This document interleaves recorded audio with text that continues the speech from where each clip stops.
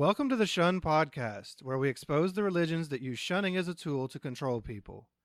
Before we get into today's story, I want to take a minute to promote something that I have coming up. Starting Sunday, March 10th at 7 p.m. Eastern Time, I will be leading a coaching/support group for people that are interested through an online video chat platform. I've gone through certification training as a life coach. I've been going through a specific program myself that I was interested in teaching, but I went through it as a student. And as you know from listening to these podcasts, I'm all about helping people process their stories.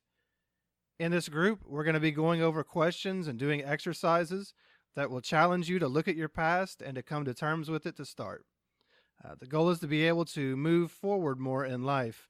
But first, we kind of have to do an autopsy of sorts on the past to see where we've been, process things that need to be dealt with, and we're going to see what we can learn about ourselves through that past. Doing this together in a group, we can all learn from one another, and nobody has to do this alone. After we deal with some of the past, we can start working on the present. We're going to want to look at who we are today, how we work, what motivates us, what holds us back. We're going to find things to celebrate about ourselves. And then from these present observations, we'll start to look forward to the future and dream together. You know, there was actually a time where we all had the same cookie cutter dreams. If you were Jehovah's Witnesses, if that's the environment you came out of, we all had that same panda paradise to look forward to. But now that we're free, we can dream our own dreams. And so we're going to help discover those. This is going to be a 4-week course. So it will be 1 month that will challenge you to find yourself in your own story. And we're going to work on writing a new story together that takes your character wherever you want to go in life. Again, this will be held every Sunday night starting at 7 p.m. That's Eastern Time. And we're going to plan on going until 9 p.m. So it will be 2 hours, 4 Sundays in a row. The cost for the program will be $99 paid up front. So it's just $25 per 2-hour session. So I tried to keep the cost down. I'm only going to be taking 6 people for this first class. Now that doesn't mean that you're out of luck if you're not one of the first 6. If more people sign up than that, then I'll look at either setting up another class to run concurrently, or we'll do more after this one. I just don't want too many people in any single group. Come prepared to be open, and you'll get out of this what you put in. I literally just did a version of this myself in a group of 6 people. None were from the background that we all have, but every one of them, including myself, walked away a better person. So I've adapted and built upon that program and tailored it somewhat to our more specific needs, and I'm ready to help people change their lives in new ways.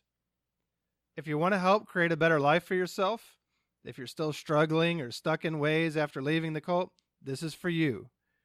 Go to shunpodcast.com and click on the page for coaching, and you can sign up there. All the relevant information will be there as well. I've included a link in the description for the podcast, so you can probably just click through from your podcast app if you use one. If not, just go to shunpodcast.com and you'll see the page for coaching there. I'm really excited to do this. I've seen from my own eyes what this can do for others. Heck, I went into a similar program, and one of the reasons I went into it, I just kind of had, the seed of an idea, an inkling that I might want to be a coach myself. And, here I am. So I know that this can spark positive change in people. So, all right, now let's go ahead and get on with the show. Today we have the story of Daniel. Now, I know this is called the Shun Podcast. Technically, Daniel is not shunned right now. However, part of shunning isn't just the actual shunning, it's the threat of shunning. It's the fear of it and how it keeps people stuck in the cult. So Daniel is actually one of Jehovah's Witnesses. He might be sitting at a Kingdom Hall near you, but we've done things to protect his identity. I think that you're going to find this fresh look interesting. If nothing else, it's so interesting to know that there are people sitting there in the Kingdom Hall right next to other Jehovah's Witnesses that aren't what they seem. As I release this episode, I'm actually going to be traveling to meet a sister from an area that is an atheist, yet she goes door to door with her Bible and presents in the congregation as your average witness, maybe even above average. All of these people are what we call PIMO, P-I-M-O, physically in but mentally out.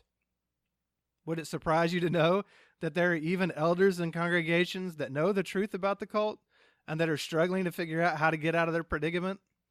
I mean, there might be an elder giving a public talk this Sunday in your congregation that is just going through the motions because in order to not blow their cover, they can't make any sudden moves. They can't just suddenly be like, oh, forget this. I don't want to be an elder anymore. They're going to have to slowly back down from these positions. So how does this happen? How are there people? How do these pee-moes exist? How does this happen to a person? Well, let's meet Daniel and let's learn how one man's story develops.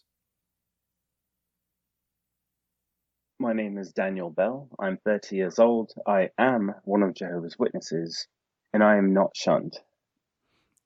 All right, Daniel, so that's an interesting way to kick this off. So how did you become one of Jehovah's Witnesses in the first place? I was pretty much raised in the religion. My mother got baptized when I was about 6 months old. However, my father was never a witness and never will be a witness. He was a military man. So I was raised sort of 1 foot in, 1 foot out, since I was a baby. I would have to say I leaned more towards my mother as a mama's boy. Kind of followed her lead, of course, and did as she said. So in that sense, I would say I was raised fully as a witness because my father sort of deferred to her when it came to religion and those sorts of things. Yeah, that makes sense. So then how did your mom become a witness in the first place? It sounds like you were pretty young. Do you know how that came about? From what she's told me, she's had exposure to witnesses her entire life. Ever since she was a child, her parents were the type that they would study some days with the witnesses, other days they would hide and turn off all the lights and pretend they weren't home. And so she'd been exposed since she was a child, but she did not start studying until about a year before I was born. She was living overseas and a witness knocked on her door. This is the story my mother told me, and it sounds like one of those convention stories, of course. She said she was overseas because my father was deployed overseas, and a witness came to the door. And 5 minutes before, she had been praying to God, please, I want to find you, send someone. And literally 5 minutes later, a witness knocked at her door, and she grabbed her, hugged her, pulled her inside. And the witness told her, thank you for pulling me inside because your neighbor down the street was going to call the cops on me because we're not supposed to be in this neighborhood. So this is at least what I'd been told. And it sounds like one of those, we prayed and God came stories you would hear at a regional, a district convention. Yeah. And sort of from there, the story is told pretty much once you start studying. If you accept what you're being taught, we know the rest of the story from there. Oh, yeah. So, it's funny that, all those years the witnesses have been around her. Right. But this one time, this is the time that counted. Right. So I have to ask, so did her parents ever become witnesses, or were they always just kind of in and out of studying? They were always in and out. What ended up happening was my mother and both of her sisters. My mother was the first of the family, but her and both of her sisters became Jehovah's Witnesses and became baptized as witnesses. Their parents never did. They were, in sort of the hick part of the country where they grew up, and so they were very into drugs and all these sorts of things. So it was one of those things that it was like a crutch for them, I guess. It's like, at least we're studying, at least we're trying to do what's right with the Bible. And then, they'd go off back to their old ways and not do anything with it. They were those sort of, I don't know how to describe it better than that. No, I understand. It kind of like, it's almost like it's, as long as they had Jesus or Jehovah, or they had this religious, thing on one side, then they kind of felt that it kind of made up for what they were doing on the other side. Right, right. Yeah, yeah. Yeah. In other than that, I mean, they were very wonderful people. We, of course, since my father was in the military, we moved around a lot, but we visited them every year. And even though it seems like when we were there, they decided not to do drugs for the week. um, and we would have so much fun with them, just spending time like they were the fun family. You know, my Yeah. dad's family was, they were all right. It took like growing up to be able to have fun with them because as children, they were the more proper family. The my mother's family was just sort of fun and I guess you would say like redneck. Yeah. uh, so it's a lot, we'd go out and they had a bunch of land we would be able to run around and play on, and um, they were very generous people. For all their faults, they were very generous. They would always spend as much time with us teaching. I remember my mother's father teaching my brother how to play guitar, and he had a lot of varied interests. It was a really close knit family on my mother's side. You know, Uh, it's funny how we can, we who were Jehovah's Witnesses, we're always told certain things about people on the outside, and so you would ultimately instantly judge someone, who is maybe involved in drug culture or whatever, mhm, as being like this bad person. But you can see, that's not the whole of who they are, and that right. obviously, from what you're describing here, they were genuinely good people, and Yes. Just they had their demons, like we all sure, do, sure, yeah, but they were no, genuinely good. And in along the same lines of what you're saying, I don't think I was ever fully affected by that type of rhetoric from the witnesses, really, because even though I did to some extent believe that. I grew up with a father who was not one of Jehovah's Witnesses, mm, and so I saw my entire life. I saw, no, there is this good man. Well, wait a minute, he's going to die at Armageddon, but he's a good man. Like I never had a problem with him until my parents divorced, and I was a teenager at the time. But gotcha. I remember being 5 years old. It's one of my earliest memories. I'm 5 years old. I'm talking with my mother about God and Jesus and all these things, and she had told me that we needed to be good examples for my father and that we needed to do everything we could to help him to see the light and see the truth. Because if we didn't, that during the Great Tribulation, he would most likely be the one to turn us in because he worked for the nations, for the military. So when the military came knocking to throw us in the concentration camps, he would be the one. And now, at the time, I didn't think much of it other than, no, not my dad. Oh, well, um, yeah. But now looking back, I just think, what a, excuse my French, but what a fucked up thing to tell a 5-year-old about his father. No, that's Uh, horrible. and of course, I know my mother wasn't trying to say or do anything terrible. She really believed this. Yeah. Um, but I think that's what makes it so much more damaging. Is she wasn't trying to throw shade at my father. She was literally trying to teach me why we needed to help him, and Yeah. I think that makes it so much worse. No, I agree. I agree. It's easier to dismiss if it was just throwing shade. Right. But when it's genuine, from it comes from the heart. That's a lot tougher, especially from your own mom.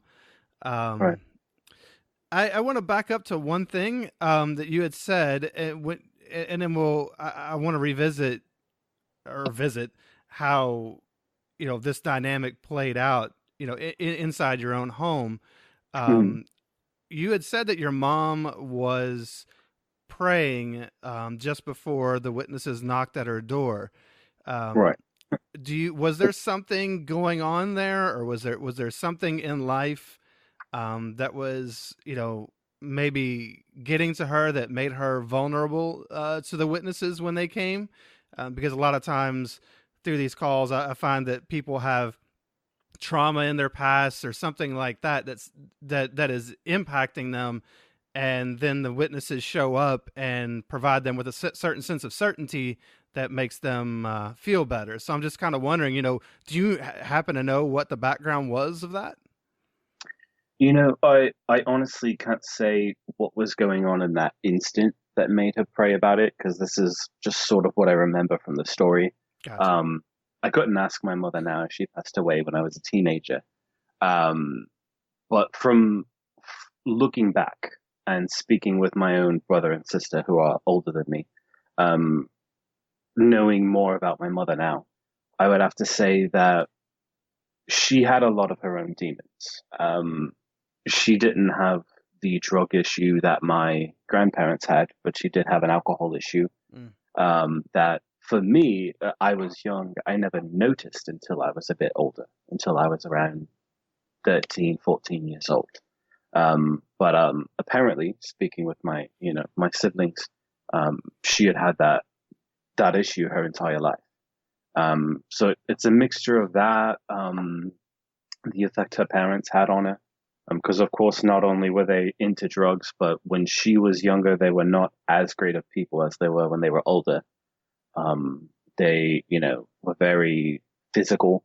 I mean, beyond just the regular spanking you'd give a child. Yeah, yeah. And so she did, and they were a very, very poor family as well. Um, they lived on the top of a mountain. Oh wow. uh, right.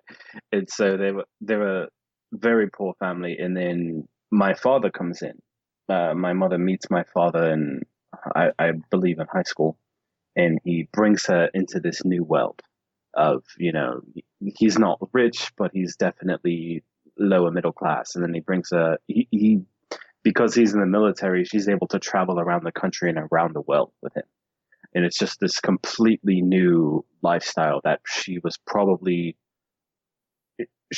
enjoyed it, but was not used to it at the time.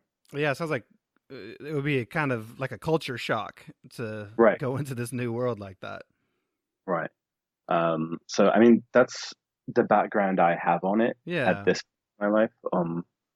So that's that's what I believe is it's just a mixture of the traumas from her childhood and now this new. I mean, they had been married for a few years before this chance meeting of a witness at a door, but it was still probably fairly new for her at the time. Sure. So then, now you've got a mom who's a witness. Your dad is not, and he's not only not a witness, but he's in the military, Right. which obviously the witnesses have some issues with. Um, how did how did the religion itself is going to give you a certain worldview. Mhm. Your mom kind of has already, as you've mentioned, kind of played into that worldview. So how did you see um, your dad? How did you see the people outside the organization? How did it make you see the world around you? Hmm, that's a good question. For me, things just kind of were what they were. But there wasn't much of a. We had the us versus them mentality for sure. Mm-hmm. Um, my father was not, to be honest. I mean, I was angry at him when he left my mother when I was in my mid-teens. But to be honest, he didn't leave her. We left him long before.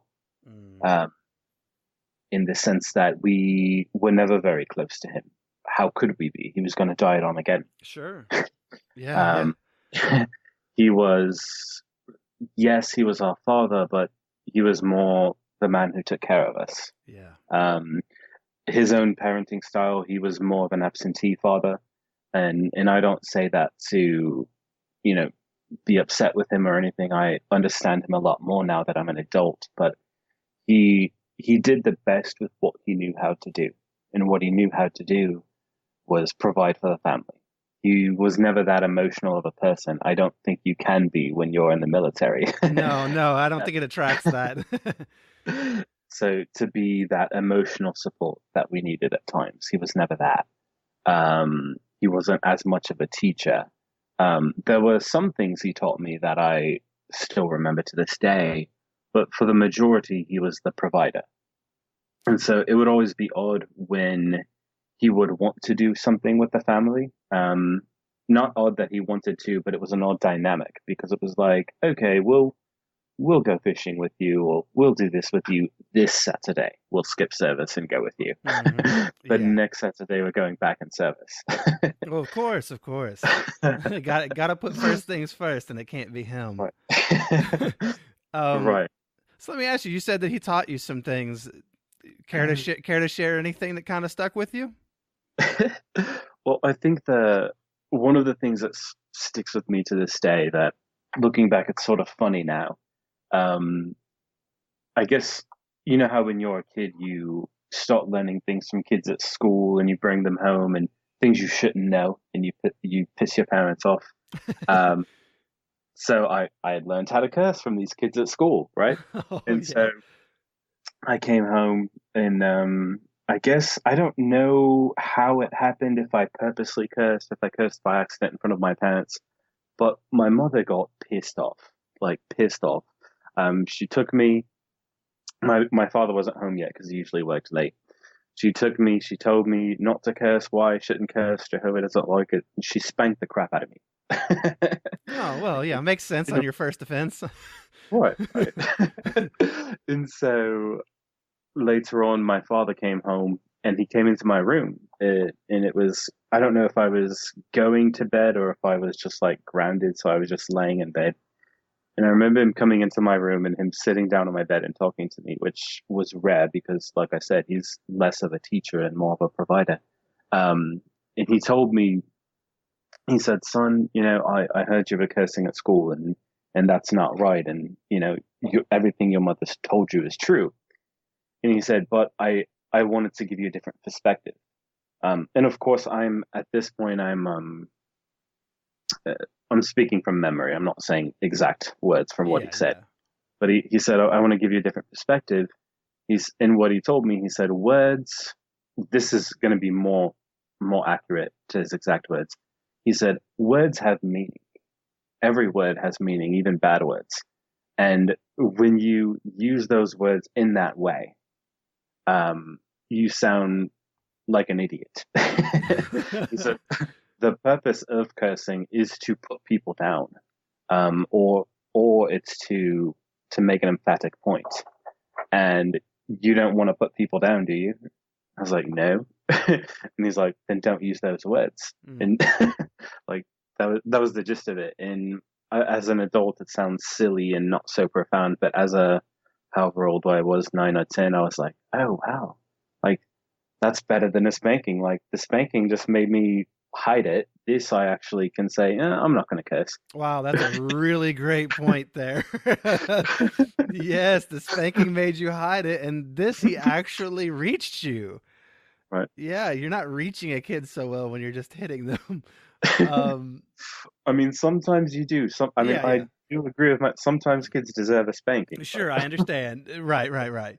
But I'm just saying that he you kind of said he was more the physical provider, but that's really quite emotionally intelligent what he did there, oh yeah. to sit down and have that discussion with you. Um, yeah, good for him. That's nice.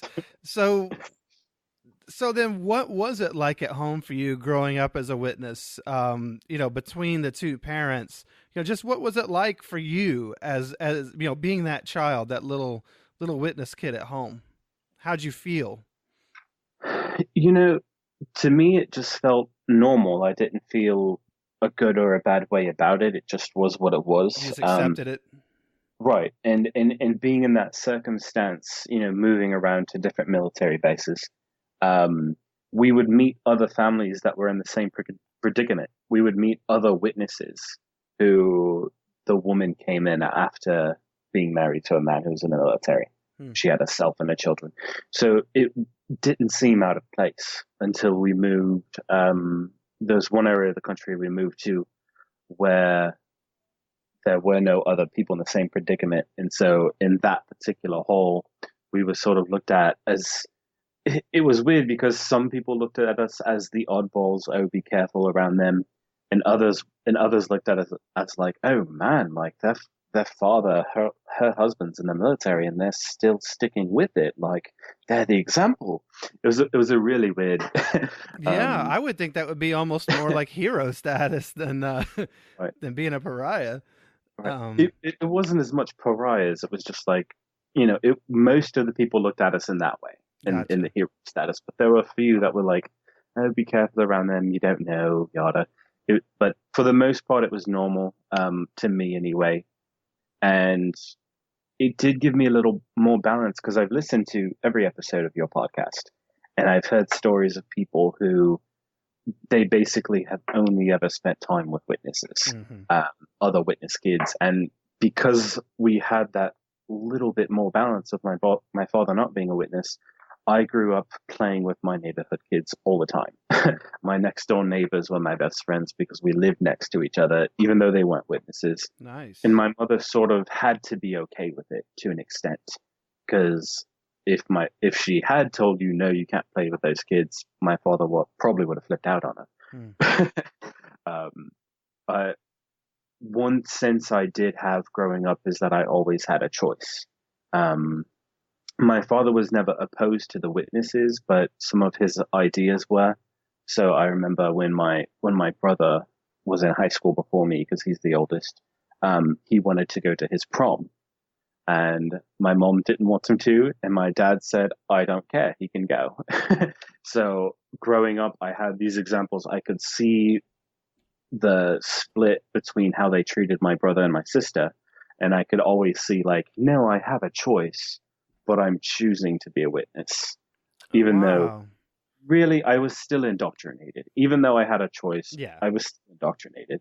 Yeah. Um, but I had the sense of choice. Yeah. Um, That's a cool perspective. I have found, or I don't know, anecdotally, it seems like people who grow up in the witnesses in a quote, divided household, um, it seems like they have more of a chance mhm, at living a quote unquote normal life at some point. It seems like they have a different perspective that gives them, that allows them to, I guess, maybe not be as afraid of leaving as other people, right, sometimes, because they aren't. I know when my wife and I left in our late 30s, we were terrified of the people around us, which is the stupidest thing, but it's just what we were given. It was all we right, knew. To be able to have that balanced perspective does seem like it gives you more of a chance, of waking up someday. right. Um, well, And go ahead. I lost my train of thought actually. Oh, okay. Well, I was going to ask you. So then, all right. So that little aside, um, how did you feel at school? How was your life at school growing up as a young witness? So, in order to answer this, I first need to say, looking back, at my childhood, I was indoctrinated, um, but not. I can honestly say it was never 100% effective, because if it was, then when I was a child at school, I would have spent a lot more time, um, talking to kids about the fact that I was a witness and trying to help them Right. to become witnesses, yada. But looking back, I didn't. It just never came up. And it wasn't out of a fear of trying to hide it or anything.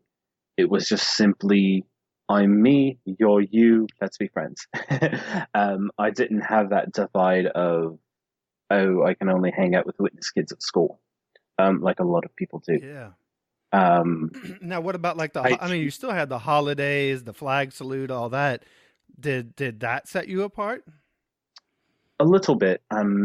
The earliest thing I can remember is being, I believe I was in kindergarten. And I mean, I was a good kid. That the only witnessing I can remember doing at school was being about 5 years old in kindergarten, and I had brought those tracts with me. I forget the name of them. I think it was like something about the New World, and it had the picture of all the different families on the front in the paradise. and I had a bunch of these tracts. And when we were leaving school, when school was out, I was standing at the stairway at the exit. And as kids were walking by, I was just passing them out, not saying anything, just holding it out to give to them. That was my little witness. That's the only witnessing I can remember doing. When it came to the holidays, most of my teachers were actually pretty good about it. Like they didn't announce to the class like, oh, he has to leave because he can't celebrate or anything like that. I remember going to the library, which to me as a kid, I didn't mind. I loved to read. So for me, it wasn't like, oh, I'm weird and I have to go to the library. It was just, oh, great, I can get out of this dumb classroom. I don't care about this potty. I can go read my books. Wow, The you were a pretty chill kid. It seems like you just kind of went with the flow. You just kind of accepted things as they came and weren't for the most, really yeah. upset about it or anything. As a little kid, yes. As I got older, I believe, when you're an adolescent, I believe that's when you start to get more self-conscious about things. Yeah. Um, and it still wasn't that bad. I don't, of course, I still don't remember. Maybe I did, but I don't remember hiding the fact that I was a witness. Hmm. I just remember it, of course, not coming up. But I do remember things when it came to dating. That's when it started to get to me. Because the kids around, they would have their boyfriends, their girlfriends, and I was like, oh, I want that too. Um, but the holidays, none of that ever really got to me. Because the teachers were mostly really good about it. They'd give me like another assignment or something. But I think dating is when it really got to me. However, even though my mother was a witness and I was fairly well indoctrinated, I think at that point, by the time I was interested in dating, my brother had dated a non-witness, and my mom didn't handle it well. My sister had been disfellowshipped because of dating a non-witness. My mom didn't handle it well. So by the time like I was old enough, like 14, 15, to start thinking about those things, my mother was more relaxed on the topic, except she still didn't want me dating a non-witness. But my first girlfriend that my mother knew about, I was 14 years old, and this girl was another witness. And she was okay with it because at least I wasn't dating a worldly person. Yeah. Yeah. Going, Yeah.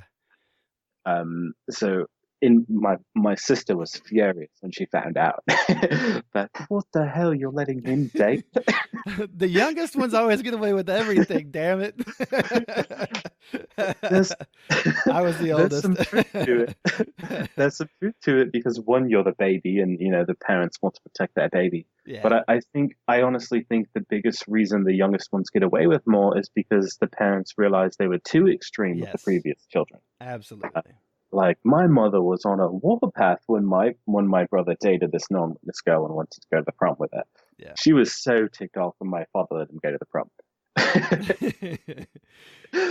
But when it came to me, she was just like, as long as she's a witness and I'm there every time, you're fine. Yeah, yeah. Now that I mean Okay. that makes perfect sense. We all learn from our mistakes, don't we? Yeah. In to my mother's credit, out of us three siblings, I'm the only one that was never disfellowshipped. Hmm. Um, both of my siblings were, and they came back, of course. But since then, my mother passed away, and some other things have happened in life. We're all in different places in life now. But as a late teens, early 20s, I was proud of that. I was like, damn, I'm the only one who's never disfellowshipped. Oh, and I get it. still Yeah. believe, of course. And I was like, mom was right to let me date at 14 because at least I was dating another witness and it wasn't physical, and she was always there. Yeah. you know. Um, I mean that looks like success from a witness standpoint. Speaking of but that witness standpoint, so then how was it at the Kingdom Hall for you growing up? I mean, you mentioned that you were able to date. When did you get baptized? I got baptized, and if a witness heard me say this, they would be so mad at me. I was either 13 or 14. I don't remember my baptism date exactly. It was like either July 8th or June 8th. I can't remember. Oh, Daniel. What would Jehovah Uh, think of you if he knew you didn't remember the date? WWJT. Um, but so, I mean, I was always respected, or I don't know if that's the right word, doted upon. I was always doted upon by the congregation because Yeah. I gave my first talk before I could read. I was my very, very first talk, I was a householder. I was four Uh, years old. I wanted to be on the school. So what they did, there was an older brother in the hall. He was in his 50s. He was like my best friend at the time. He actually gave the talk, and I was his householder. Like the sisters used to give talks back in the day. It was more yep. of a demonstration. My second talk I gave, I was 5 years old, and I was just barely learning how to read. So the school overseer, he made me memorize it. It was Psalms 23. And he said, if you're going to give a talk because you can barely read, like you need to memorize this talk if you really want to give it. You And memorized the entire psalm? Psalms 23 is probably the shortest psalm. It's only 6 verses long. Oh, okay, okay. But still, hey, for a 5-year-old, you can keep a 5-year-old's attention that long. That's pretty good. Right. So because of that, and because I was always active, I was sort of doted upon in the hall, especially in that one, obviously, because it's like, wow, this 5-year-old gave a talk. Um, and that's the only time I ever remember my father coming to the meeting. Hmm. It's because I told him, he saw me memorizing it, and I told him, I said, Dad, I'd love it if you would be there. And then he came and he watched me do my talk, and he stayed for the entire meeting. And I remember like he was proud of me. But at the same time, when I got off for the rest of the meeting, I was, I had my notebook and I would draw. I would always draw during the meetings. It was more of a physical tick. I had to be doing something with my hands. Hmm. I remember my dad like telling me, he's like, "Hey, everyone paid attention to your talk. You should pay attention to theirs." I was like, "Okay, that's right." But what he didn't understand because I mean, it was a physical tick more than anything. I was paying attention in my own mind. Because my mother would always say, I would sit there and I'd be drawing and I would just suddenly raise my hand and she wouldn't know what the heck I was going to say. And then I'd answer and she'd be like, oh, so he is paying attention. So, Wow. but it was that sort of thing. Like I would answer, I love to sing. I would always sing really loud. I gave my first talk fairly young. So and of course, we were the family that the father was military, and we still made it. So in almost every hall we were in, we were like super loved and just doted upon by the congregation. Yeah, and, Um, and when they have a young brother like that who is eager to participate, mhm, there are a lot of hopes and dreams of other people that seem to get pinned right. on that young brother, that he's going to get baptized, that he's going to, go to Bethel or Pioneer or whatever. So, Oh, how people. the mighty have fallen. Yeah. What happened to you? So, you're baptized around 13, 14. Uh, how did things progress as you went on, into your teenage years? Obviously, you said well, actually, let me ask you first, what made you get baptized at 13, 14? What do you remember? Was there like an impetus to it? Or was it just something you wanted to do? Um, I believe most of us who were raised as witnesses, we've always had the pressure from peers and from adults in the congregation. Hmm. So there was some of that element. I don't remember what the exact point was. I do remember roughly what it was. We were at an assembly. Um, I forget what they were called at the time, but it wasn't the district. It was one of the other assemblies. And because of where we were, we had a hotel room because it was pretty far away from where we lived. And all I remember is that assembly affected me because I remember coming back to the hotel room that night and I lied down in bed at the hotel and I just remember praying and I said, Jehovah, I was just affected by that day for some reason. And I said, Jehovah, I want to serve you. And I did my dedication prayer that night. in the next day, because it was the 2 day assembly. In the next day at the assembly, I told the brothers, I said, I want to get baptized as soon as possible. Um, I don't remember if it was a specific talk or if it was the whole day or what it was. That's as much as I remember of it, to be Mm. honest. So Yeah. did you have? I was just wondering, did you maybe have a friend who got baptized that day or anything? No, actually. Um, I do. It was something that was said. Yeah, I just something don't got you. remember. Right. I just don't remember if it was a specific talk or if it was the arrangement of talks for the day. Gotcha. So then, Yeah. after you get baptized, how did things go for you? Were you the kid that was out there auxiliary pioneering? When there wasn't school during the summer, or reaching out in other ways. Um, Honestly, not really, not at first. I got baptized. And this is why I believe I was actually 13 and not 14.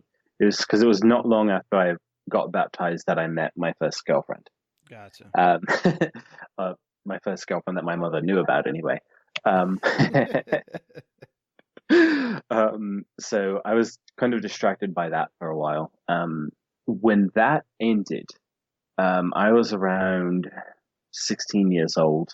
My parents were going through a divorce at the time, and my mom allowed me to drop out of school and do a homeschooling program. And because I wanted to, Hmm. I just told her, I said, Mom, like my friends, my girlfriend at the time, and my other friends were all in this particular homeschool program. It wasn't witness sponsored; it was a legitimate program. Yeah. And I just said, why do I need to go to school when I can do it this way and I can knock out all the rest of my schoolwork in 6 months? And then, of course, I got the program and I never did it. But That's it, par for so the course for a lot of people. she allowed me to drop out to do that. And when I dropped out, I got a job working with a brother in a construction company. It's a brother who owned his own construction company. And I would work with him part time. Um, and then from there, I left that to get a job at a restaurant. And when I worked at the restaurant, that's when I began like my spiritual career, so to speak, because it's a more flexible job. You work a lot more evenings, afternoons. So I remember there was this one brother in the hall that I was very close with that I would go out in service 3 times a week. And with him in particular, like every Wednesday was our day. We would go out in service Wednesday morning. Um, we would eat at the restaurant where I worked, and then he would go home, and then I would start work. That was like my routine. And then I would go out on Saturdays with my family and, another day of the week. So that's when my quote unquote spiritual career started. Hmm. Um, I never did pioneer. I did auxiliary quite a bit throughout my life. And I started reaching out more at that time, but not immediately after getting baptized. Gotcha. Um, So you're pretty much going into you're a young adult, um, and you're seems like you're kind of like you say starting your spiritual career. You're kind of reaching out. Honestly, from what you said, with the work and the having friends and everything, it sounds like as far as witness lives go, you were leading a pretty decent life. yeah. It sounds like you had friends, you had work that was flexible.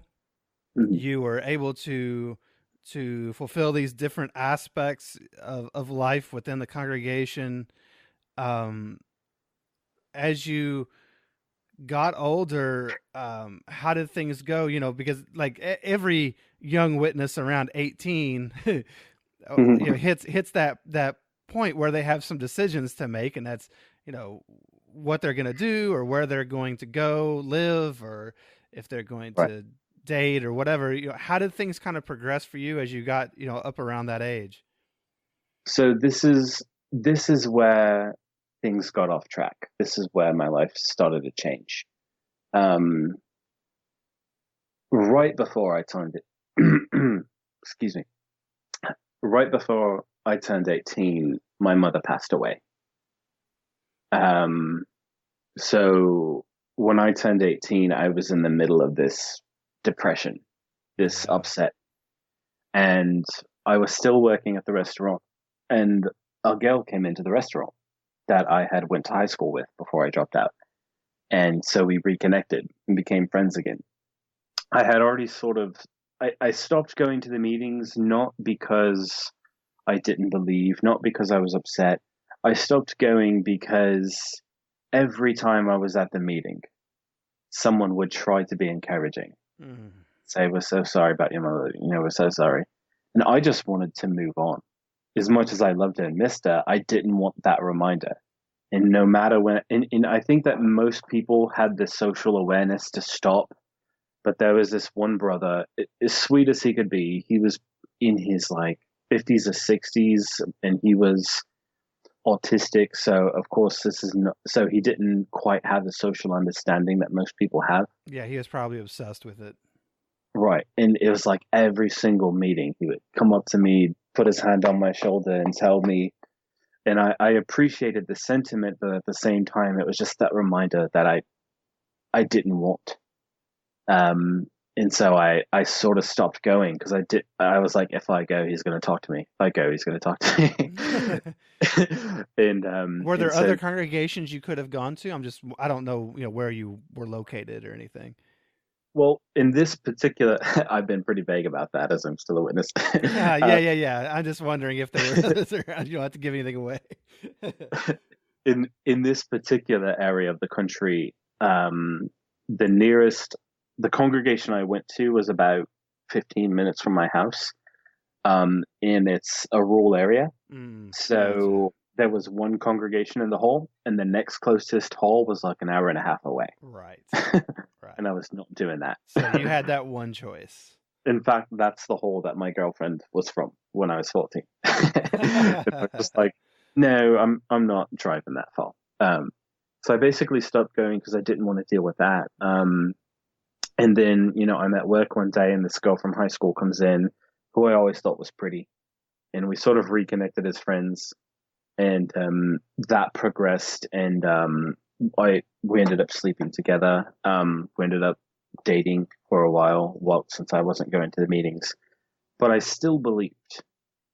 I just wasn't in a place. I was depressed, Well, and yeah. I was depressed. I had recently been broken up with, and it's a shame to say this friend from high school was simply a rebound. I lost my virginity on a rebound, which is terrible to say, but it's the truth. It's what happened.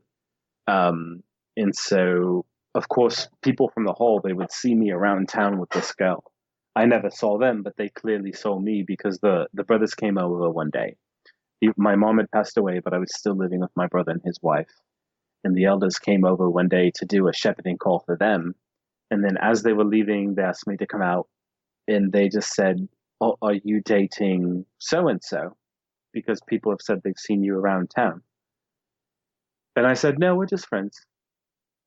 And they had nothing they could do about it, so they just said, "Okay, we want you to come back to the hall, and they tried to be encouraging, and then they left.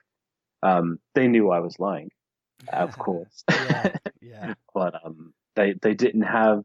It was weird at the time anyway. The way the two witness rule worked was they wanted two witnesses of the same exact instance. So one person would see me, let's say Walmart, another person would see me at Best Buy, so it didn't count. They had the two But witnesses of the same instance but you at the time. I mean, but they would have to have evidence that you were dating, not just evidence that you were friends. Right. Um, So so they that wanted would be that, difficult to prove. but Though, of I course, guess to them, any association between a male and female, you must right, be dating. right. And then I think the kicker was I found out later. I didn't know at the time, but my brother had told them that he had uh, followed me and seen my car outside of her place overnight. Because I was, there were a lot of times I wouldn't come home because, of course, I was with her or I was with work friends or something. And so, he had told them that, but he was the only witness and he didn't think to bring his wife with him for a second witness. So they just sort of accepted it for the moment. They knew I was lying, but they accepted it and moved on. Um, and that was the beginning. From then on, I was about 18 and I'm 30 now.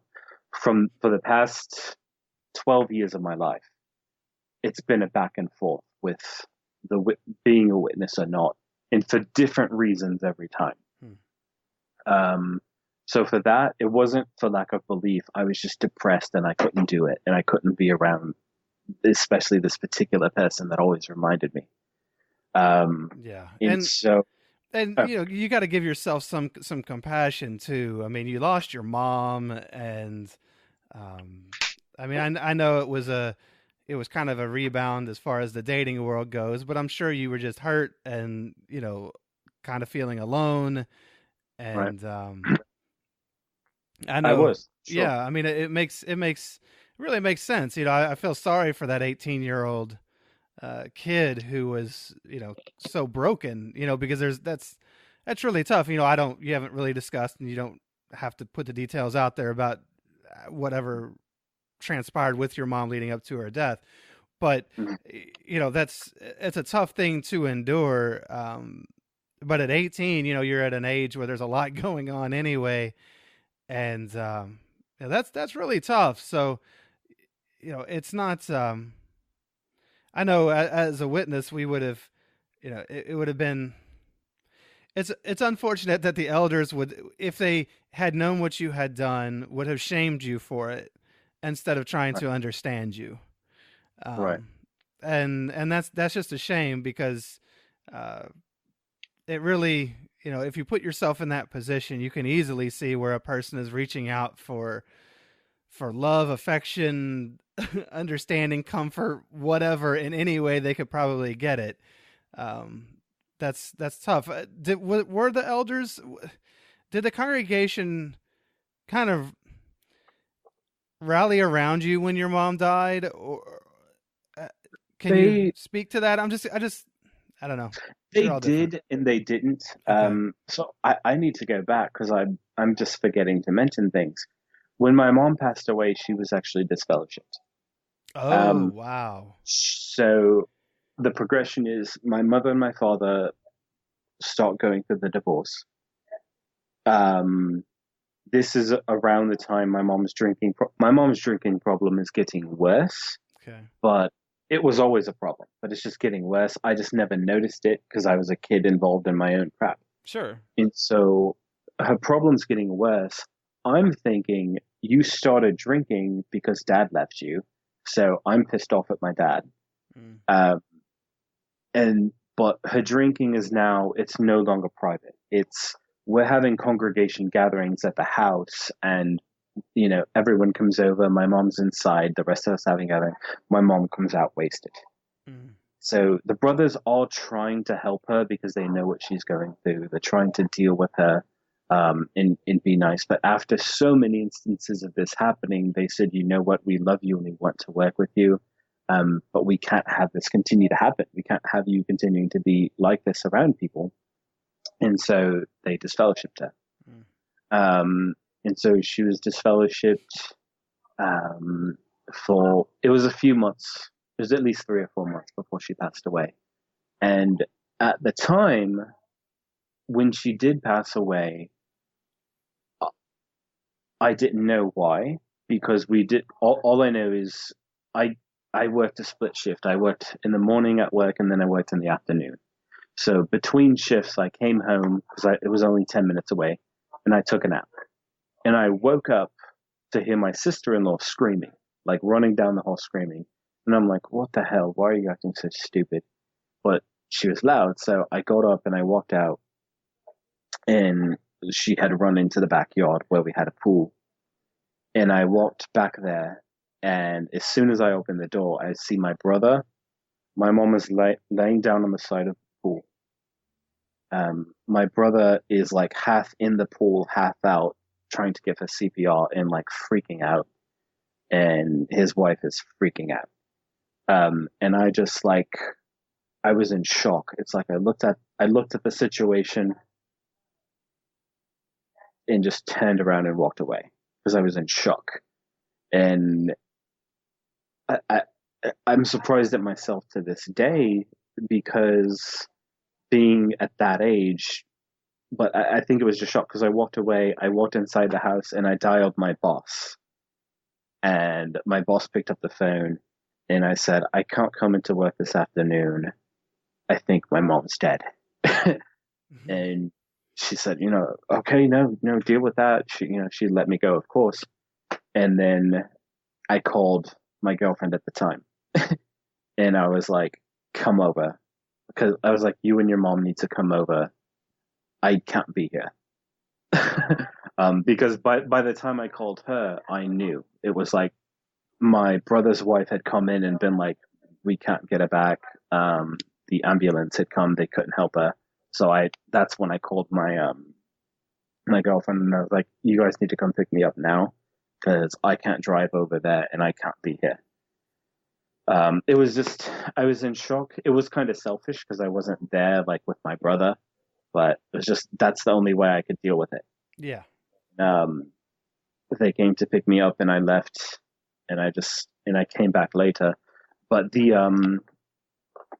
what do you call them? The people in the ambulance. I can't think of the name right now. EMTs? EMTs, yeah.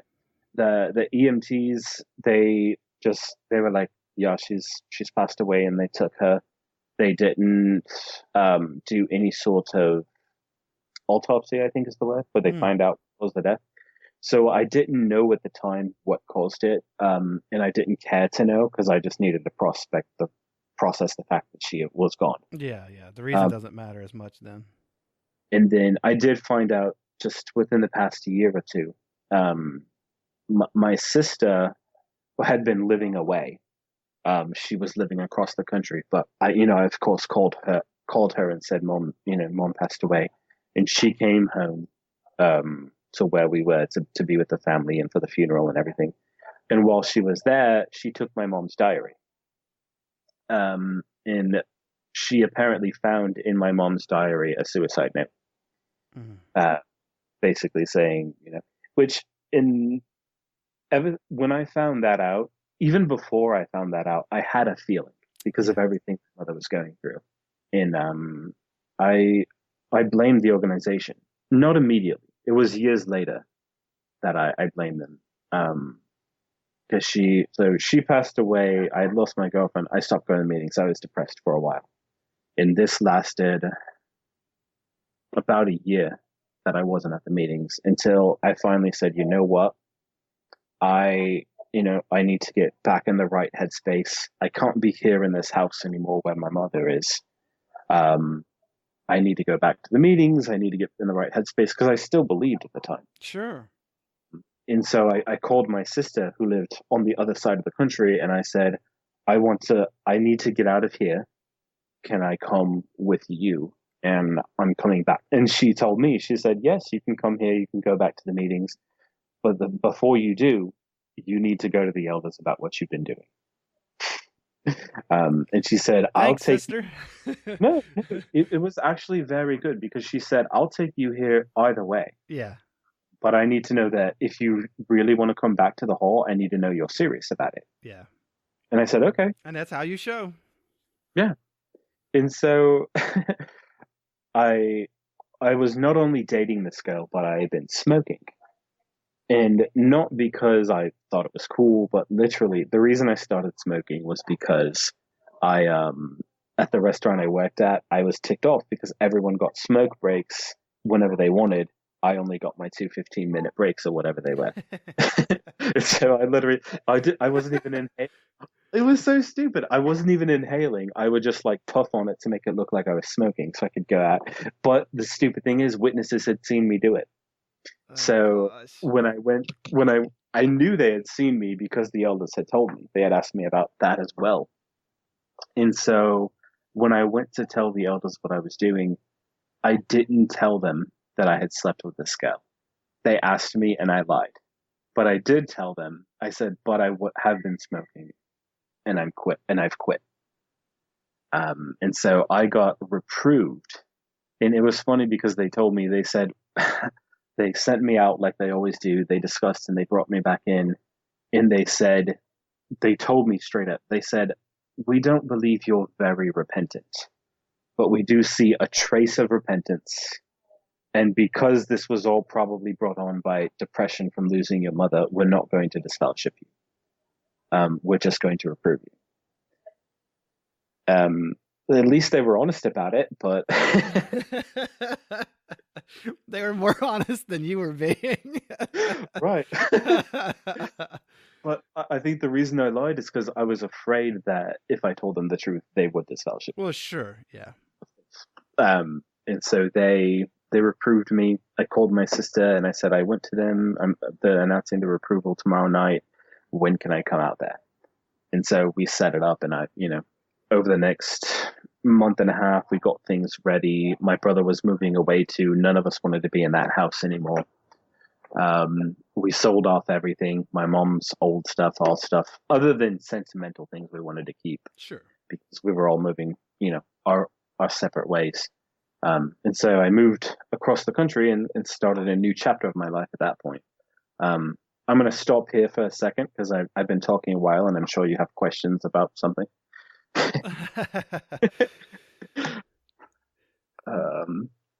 Well, I guess I have a question about your dad.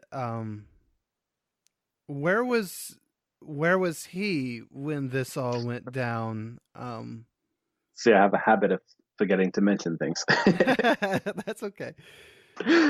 So, obviously, I've mentioned multiple times he's in the military. Right. He was deployed. He was overseas at the time. Oh wow! So you didn't even have him. Right. He had been, since I was about 14 years old, he had been overseas. So at that point in time, he'd been gone 4 years. He had went to, because this was all around the early 2000s.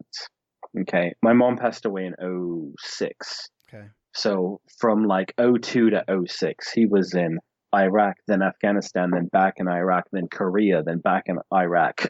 He was back and forth. He was overseas the entire time.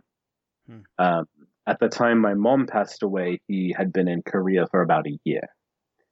And he was the one who told her he wanted the divorce. So they were literally, when she died, the divorce had only been finalized like a month before, because they had been going through the process of who gets what. And, of course, mom's going to get the kids, but what's the alimony and all this stuff. Right. So when she died, I was only about 3 months away from turning 18. So my dad didn't tell me, like, you have to come with me because you're under 18. He asked me if I wanted to, and I said, no, I want to stay here. So I stayed with my brother. He understood why I was mad. I was an angry teen. You just divorced my mother. We were never that close anyway. Like, I was in a really bad place. Sure, of course. About him anyway. Yeah. And of course I was depressed as well once my mother died. Right. Yeah. So then, okay, also I had a question about, so your mom was disfellowshipped when she died. Yes. That carries stigma. Yes. In the congregation. So, I kind of asked, so how did the congregation respond to her death? Like, was there a memorial? Was there any memorial? Man, it's just so hard there. So what happens there? I don't even know. She had good friends in the congregation before she was disfellowshipped, of course. Okay. The brothers, they wouldn't do the memorial in the hall. Okay. Because she had passed away. Right. Now, this was in, this was in the southern part of the United States at the time. So, and that's a big region, so I can get away with saying that. But what you would call the Bible Belt, yes. Right? So, of course, people are a lot more strict down there. I mean, even witnesses where I live now are way more liberal than they are in the southern United States. They're still witnesses. It's still a cult, but so anyway, so she passed away. They wouldn't do the memorial in the hall, right, because she was disfellowshipped. They did do it at the I forget what you would call it, but the building that's at the cemetery. The one was done there, and a brother gave a talk. About half the congregation showed up, because I literally had some people tell me, like, I remember one brother in particular told me, he said, I love you, I love your mother, so I hope you don't take it wrong that I'm not going to be at the funeral. I'm not comfortable since she was disfellowshipped and she passed away. And I was just like, okay, whatever. Like I was never argumentative with people. I didn't like it, but I wasn't argumentative. So Yeah, I'm trying to think of that, that one. I'm thinking about that one right now myself. It's a it's uh, just it's like now is the time where of yeah, all times you're of choosing all this time. low point in my life to exercise Right. this and to I don't know, it just seems really douchey. Yeah. It's It's just like, but that's what it was. We had about half the congregation had that attitude. yeah. And the other half was just like, well, she's dead and her sins are paid for, so we'll be there. You Well, know what I and mean? don't they say They like did, half the time they would always talk about how you go to a funeral or memorial or whatever, and it's not even just about that person, but it's about supporting the survivors. And right. here's a freaking kid, an 18-year-old Yeah. kid. Have a heart, man. Go to this Right. thing and support this kid. They Yeah. really do a terrible job of keeping people. They just don't rally around Yeah. people at all. That's really sad. I mean, good for the half that still had their humanity intact and went and tried to support you. Yeah. Where is the love? I don't know, man. Their love is so conditional. It's just so, and it's so conditional, not unlike It's it, nothing like that. Christ's love. Yeah, it's not even conditional on anything that matters. It's Right. so it's like technicality driven. Like, well, technically she was disfellowshipped even though she never did a damn thing to me and Right. or hurt anyone other than herself if, as they saw it. Like, come on, man. It's just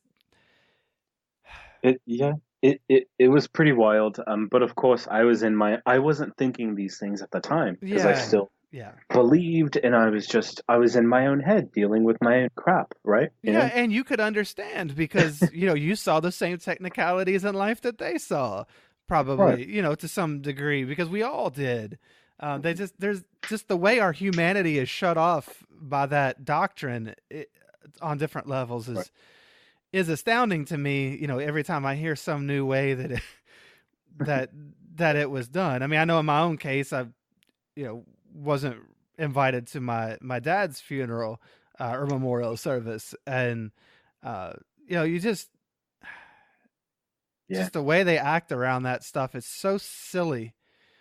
In Um, Someone mentioned to me years later, because even though I moved across the country, I still kept contact with some old friends. And I remember somebody. Oh no, this was actually a new friend who didn't know my mother. Never mind.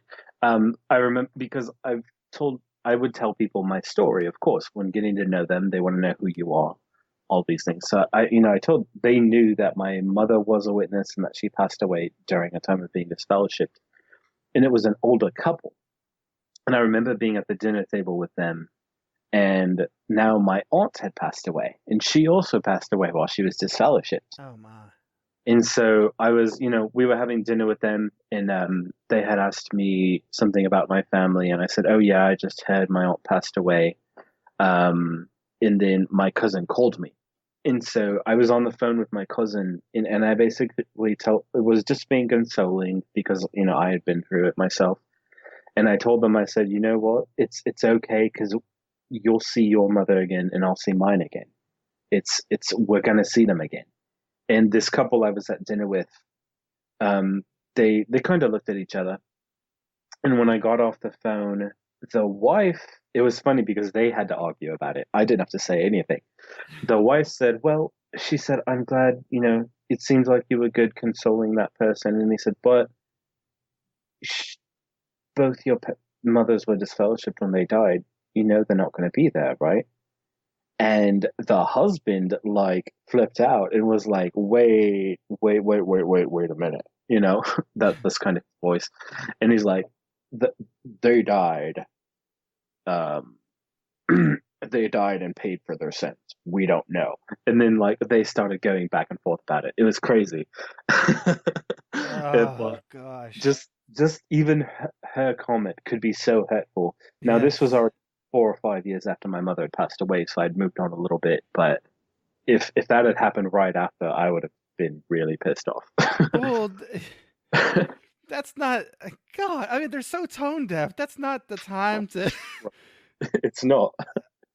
to discuss that or bring that up, or and it also just shows how silly the doctrine is because they don't really know any of this. You know, on one hand, you say that death, does away with the sin, Mhm. but then if that's the case, then Hitler died and Adam and Eve Yeah. died, and so it's a very What, selective what? application of how all this works. So They went over that, and he was like, well, no, no, no, no, wait a minute, Adam and Eve, no, no, they sinned and sent man into death, and God killed them basically, so that's different. But Hitler, sure. but Like God they had this instituted death for conversation. everybody. Oh, that's so stupid. Oh, oh Oh, well, it well, makes no sense in retrospect, but no, no. So you talked about you said that in your I guess it was in your 20s. So I guess so your mom has died, you're 18. You go out to move out with your sister, and you kind of are starting again, and then you said in your 20s or yeah, whatever that things vacillated a lot for you. yeah. So how did things progress after you went out there and moved in with your sister? So I moved out to where I am now with my sister. And not long now, my sister and her husband were both in college. Because, They were like I what said, what was that you said? they were both in college. Oh, in college, Uh, gotcha. yeah. So where we live now, like I said, witnesses are a bit more liberal. They're still Yeah, witnesses, still a cult, if they but were they're in not. college, that's liberal. Yeah, yeah.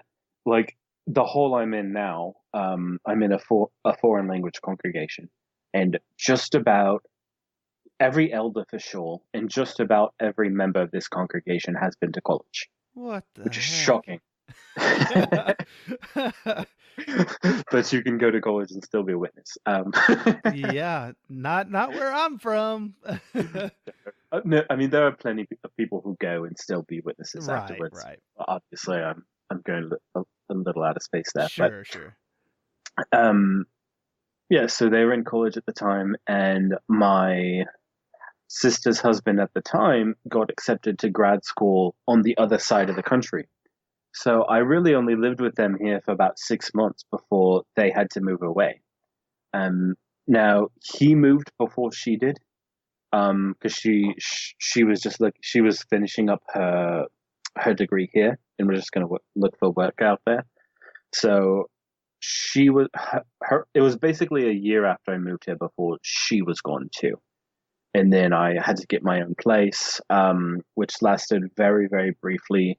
And then I went through another shocking period, which I was dating someone new at the time. Of course, my whole life revolves around women. I was dating someone new at the time. I lost my job, so I couldn't pay for my own place, and my sister had moved now, so I didn't have family to move in with here. Um, And then after I lost my job, the sister, her stepfather, yeah, her stepfather convinced her to break up with me. He said he's not working, he can't take care of you. Why are you still dating Oh gosh. him? And so that ended. So I can't pay for. So now I'm basically broken up with again, and my whole life revolves around women. I don't have a job, so I can't pay for my place. I ended up being homeless for about 3 months. Like Uh, literally homeless? Were you Literally living on the sleep, street or the car or literally found an abandoned house and slept in a tree house homeless. really? So the brothers and sisters weren't exactly taking care of you, were they? No, they were not. But Wow. I was still going to the hole. I wasn't trying very hard. I was going to the hall, but not in service. And Slacker. so, yeah, I was a slacker. It was like, Slacker, you're homeless. And yeah, you're not going out in service, but you're still making some of the meetings. yeah. Oh gosh. So yeah, so I started, I had nothing else to do. I couldn't find work. Um, I was able to keep a gym membership so that I had a place to go shower. So at least I looked okay, trying to get a job. And so what I would do then is I said, you know what? Um, I was at this point, I had never fully dealt with my mother's death. I was about 20 years old, so it was a little over 2 years since she died. I had basically just like put it behind me and moved on. And so during these 3 months, I was, trying to look for work, couldn't find it, getting more and more depressed. Um, and finally, I remember one night I'm lying down in this treehouse where I was sleeping, and I pulled out my journal and I started writing a letter to my mother. Mm. And it was like 20 pages long of just everything that had happened in my life since losing her. And the entire time I'm writing it, I'm sitting there crying. And it's like I'm finally like dealing with this Yeah, you're releasing in, it. in my own way. And it's like within like immediately after that, I also prayed to Jehovah, to help me, to finally like deal with my mother's passing and to move on and to create a better life.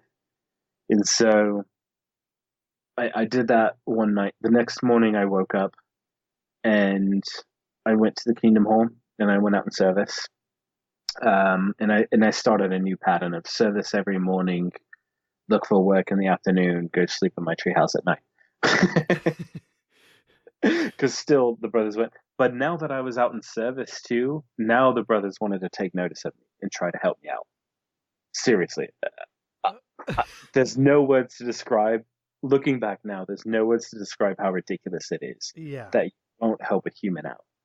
Oh, However, but they're a charitable organization with tax-free status. right now, the other side of it, I'm glad for it at this point because I had to do it myself. I had to rely. I mean, I thought I was Yeah. relying on Jehovah, of course, but I had to rely on myself. Yeah. Which, looking back, I'm like, it was good for me, in that it all worked out in the end. Um, but it's still not the right way to treat people. And so No. looking back, I just think like, what the hell? But so now they wanted to help me out. Now someone said, "Oh, I know this brother over here. He needs a roommate.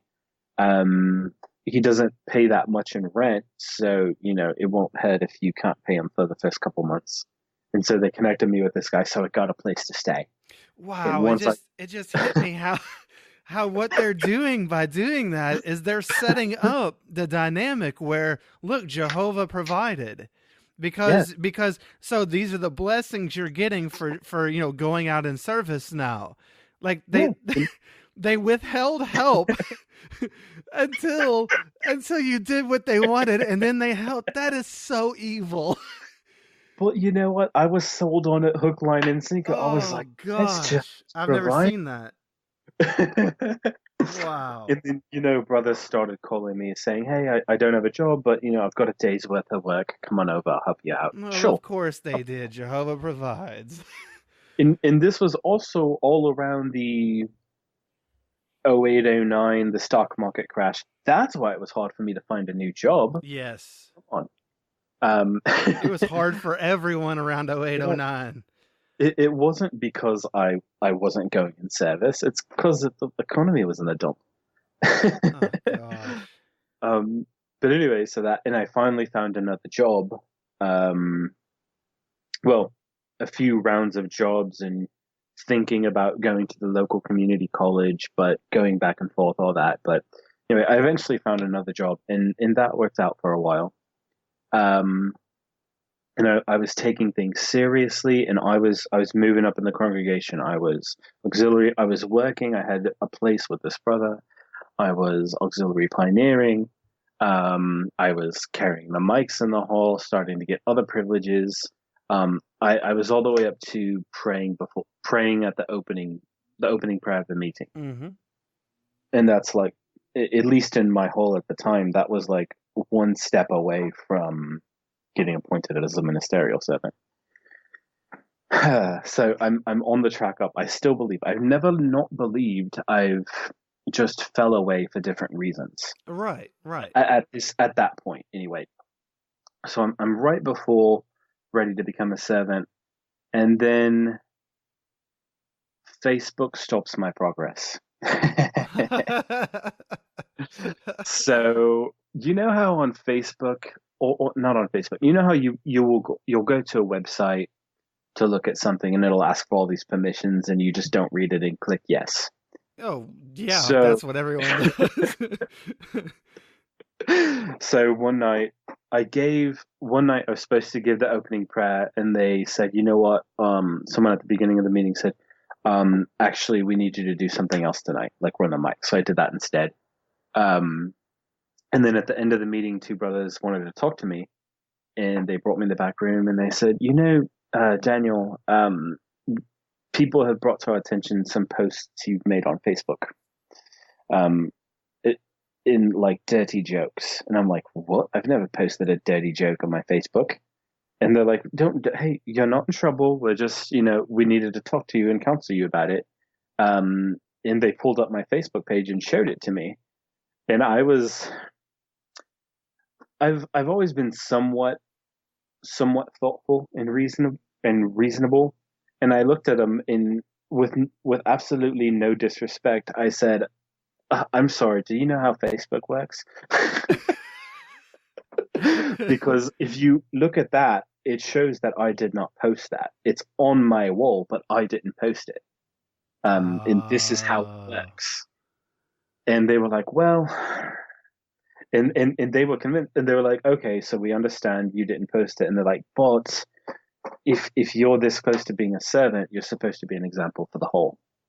So we're gonna not have you do the prayers anymore. We're not taking away your privileges because you're not reproved, but we're just not gonna have you do the prayers anymore. And we're not gonna have you run the mics for a while until like this is completely off your Facebook and it's sort of blown over because people will say, oh, he's a servant and he does post this and that. And I understood, but I was still frustrated because I'd worked so hard. I wanted to be a servant and move up and be an elder one day. And I was just so frustrated and deflated. they And I just remember, can't. They just can't let somebody walk up the stairs without tripping them. I mean, it's so stupid. I mean, what a dumb oh, thing to have stopped your progress for. right. Like, it's a wonder anybody ever makes it to elder sometimes. Jeez. You've got to be freaking Christ to be an elder. And then once you're an Yes. elder, you can molest children and Well, still be. yeah. Um, Yeah, you can do any awful thing you want once you're an elder. um, so that happened, and I was upset.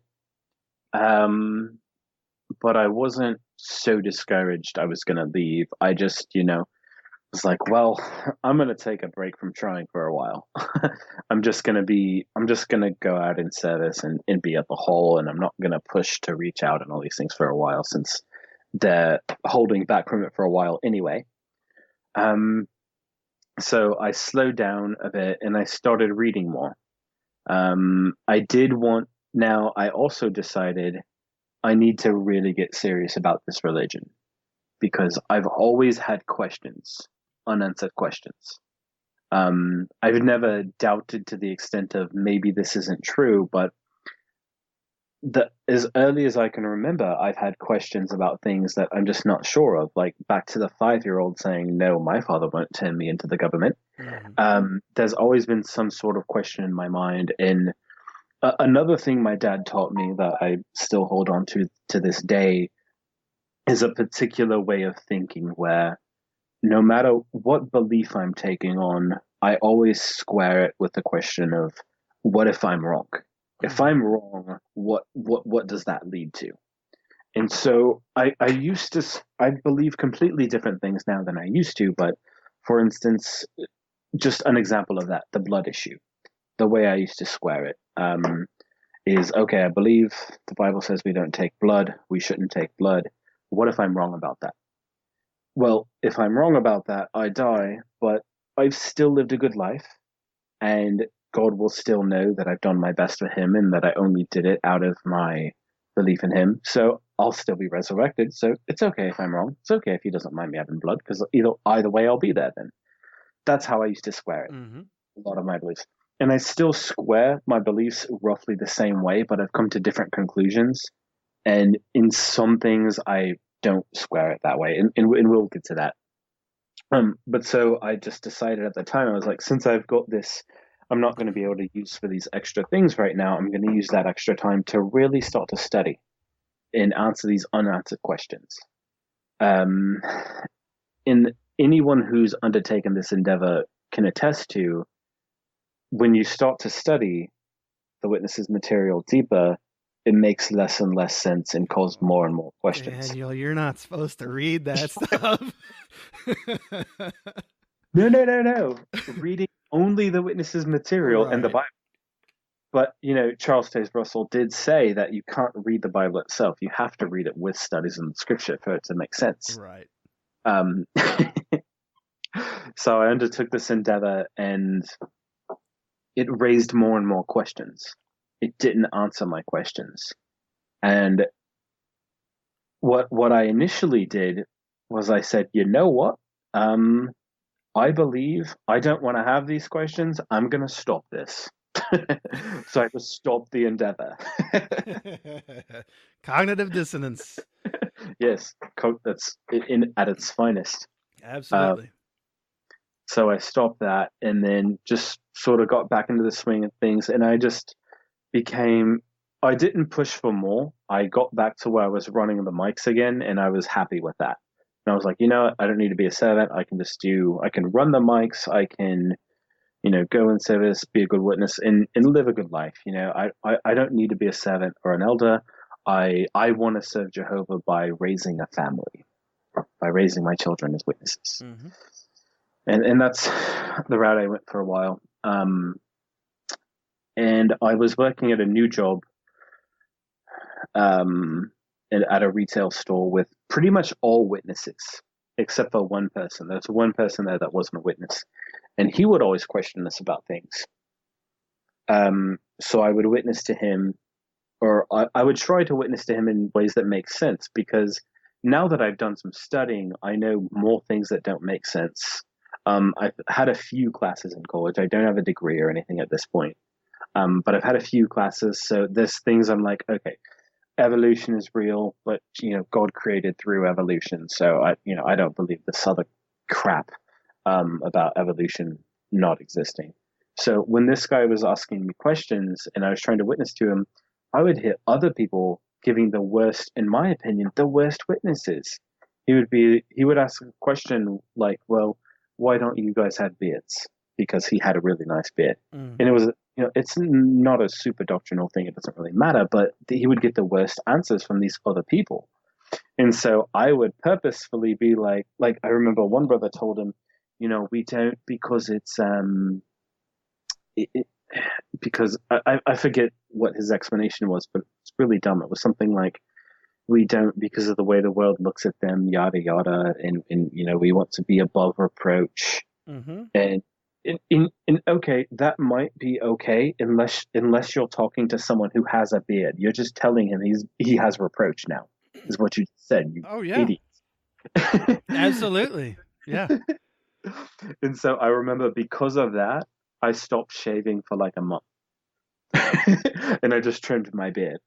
And my boss was a witness, and he's like, are you doing that so that you can prove that witnesses can have beards? And I was like, yeah, because these idiots keep giving this guy the worst witness on the planet. And he just shook his head and walked away. So it was like, they were accurate in what they said, though. I mean, it's a bad witness, yeah. But that's what they believe. They were. So I was going through a phase of being rebellious not from my beliefs, but from the way they were handled, if Right. that makes any Right. sense.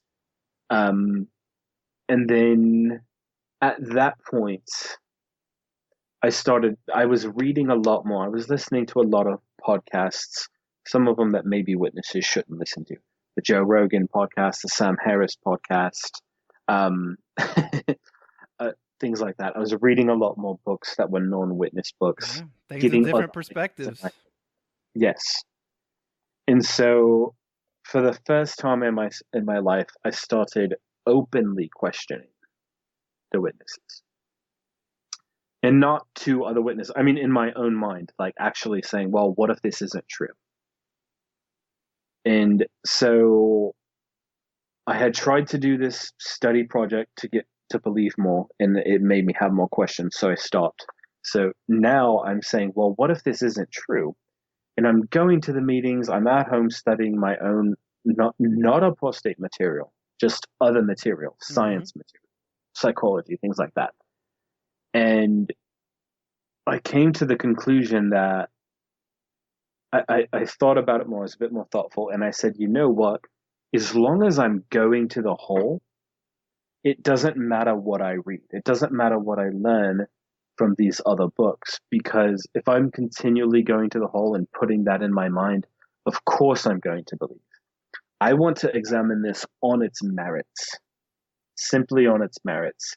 And in order to do that, I need to stop going to the meetings for a while in Mm. order to give it a fair chance. Because I'm just plugging this information into my mind. Because I think by this time I had learned about propaganda and what that is. Right. And I remember my brother and I having a conversation, and I told him, I said, what we're getting at the meeting is propaganda. And I told him, I said, I don't mean it's bad. I just mean it's, as long as we're constantly plugging it into our brain, of course we're believing it. Hmm. And he's like, if you want to lose weight, you have to plug yourself into propaganda about healthy eating. It's propaganda doesn't mean bad. So that's what I decided. I said, you know what, I want to examine it on its merits. So I need to stop going to the meetings for a while. So I started that project. I stopped going to the meetings, just cold turkey, and I started to study these other things. And I was finding more satisfying answers to my questions. But I was asking very superficial questions that in the end didn't matter. I wasn't digging into the history of the organization. I wasn't digging into blood, or like the things that matter to me now. I knew nothing about the child abuse. These were just simple questions about how the world worked and Gotcha. whether this belief squared with known psychology and science. So it was allowing me to, I was still indoctrinated because I still believed. I just said, like, I believe this is the truth. They're just wrong about certain things. That's the conclusion I came to at the time. Yeah, it's just the truth with a little falsehood in Yeah, it. because cognitive dissonance is a bitch. Uh, We've all been there. it's like this is God's organization, but it's still currently run by men. So of course they're going to have some things wrong. Sure. That's okay. But I was still not going to the meetings. And it was around this time. So my boss at the time was a witness, as I said. Um, I guess he knew I wasn't going to the meetings. He knew I was like studying more science and psychology stuff. And this was a man he was incredibly intelligent. He, I mean, he had his faults too, but he was very intelligent. He was a very good salesman. And salesmen are good at, in what I mean by a good salesman is, a good salesman is someone who can convince you to buy something Hmm. in a way that, like, buy into the concept of it. Hmm.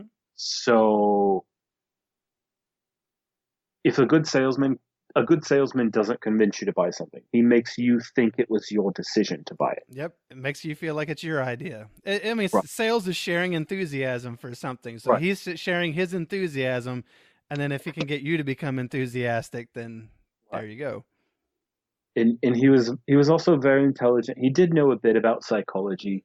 And so he pulled me into his office one day after work just to have a conversation because we did it a lot. He was that type of boss who was very close to us. We talked. We were good friends too. So he pulled me in there to talk, and he was asking me like why I wasn't, going to the meetings, what was going on. And I explained it to him, things like, that I was studying, like there's no way the flood happened. If you believe in and it was right around the time there was an article saying like the flood could have happened and then the types of species now evolved from those types. And so I got into the whole supercharged evolution argument with him, Mm-hmm. but not as much an argument, but just exchanging ideas. And what he did was he took all of that and he ignored it and he got at me. He got at my emotions. Um, he started digging, and I could feel it welling up inside of me. It was just weird. Like I can't remember like every detail, but the questions he were asking were pointed at my emotions. Of course. And he dug in. He like kept asking, and I could feel something like welling up in my chest, like an emotion like about to come out. And he asked me. Uh, he said, "Why is it that you're so upset right now?" Is what he asked me, because he could see I was getting upset, and I was just like, I didn't answer him. I just kept my mouth shut, and I like shook my head. And he said, "What?" He said, "What are you blaming the organization for? What has the organization done to you?" And like in that instant, I thought of an answer, but I held it in because I didn't want to, because I felt like it was rude to say. And I was also getting emotional myself. And he kept asking, he kept pushing at me. And so finally, he asked me one more time, and I just burst out, "It fucking killed my mother." Um, it was an emotion I didn't even know I had. He was intelligent enough to pull it out of me, but it was also very manipulative looking back, whether he looks at it that way or not. Um, because what that did, the moment I said it, I cried for a moment, and then I felt so much better, and I sort of laughed at myself. Again, cognitive dissonance, and I said, "This religion didn't kill my mother. Why was I holding on to that?" Hmm. But looking back now, like, of course it did. You know, now because at the time I didn't know she had committed suicide. Mm-hmm. I just didn't know the cause of her death. Now that I know she committed suicide, she was disfellowshipped from the only community she had because her husband was overseas. Yeah, I mean, as soon as you said that she was disfellowship for drinking, my first thought was, why is she drinking? Right, It's to begin with, and a person who is depressed and drinking doesn't need to be cut off from the only people that they know. They need help. right, No, I mean there can be an intervention and things like that, and sometimes you have to cut people off to get them to take the help and blah blah blah. But that's a whole nother thing that is done professionally in the right way. That is not disfellowshipping someone and shaming them and cutting them off. That's horrible. right. And so, after that, but I don't know, like, I don't know how I came to the conclusion now that it didn't kill her. Because, of course, like, I felt it in the moment, and then him and I talked a bit, and then by the end of the conversation, I was like, no, this religion didn't kill my mother. I don't know why I was holding on to that. I don't know why I felt that. But of course, at the time, I also didn't know she committed suicide. So Right. maybe that's why I fell for it. Um, and then that was like a reawakening. And I said, you know what? I can do this. There's some things wrong. They're wrong about the flood. They're wrong about evolution. But overall, it's a good religion. It's a good way to live. Yeah. Overall, they're right about most things. So it's okay. So I can do this. So like not go full on like elder ministerial servant and all that, but I can be a witness. I can go back to the meetings now. And so I started going back to the meetings literally 2 weeks. 2 weeks after this conversation with my boss, I met the woman that would become my wife. Hmm.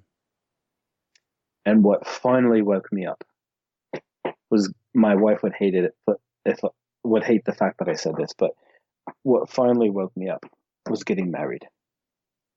What fully woke me up was after we got married. I started serious because I'd always known I wanted to get married. I'd always known I wanted to have kids and have a family. But when you're in your teens and your 20s, you don't really think too much about it. It's something you want, and that's kind of the gist of it. Um, we got married, and I started seriously thinking about if and when I have kids, how would I handle certain situations, and that's what woke me up. I can definitely see that. What are some situations that got you to think about?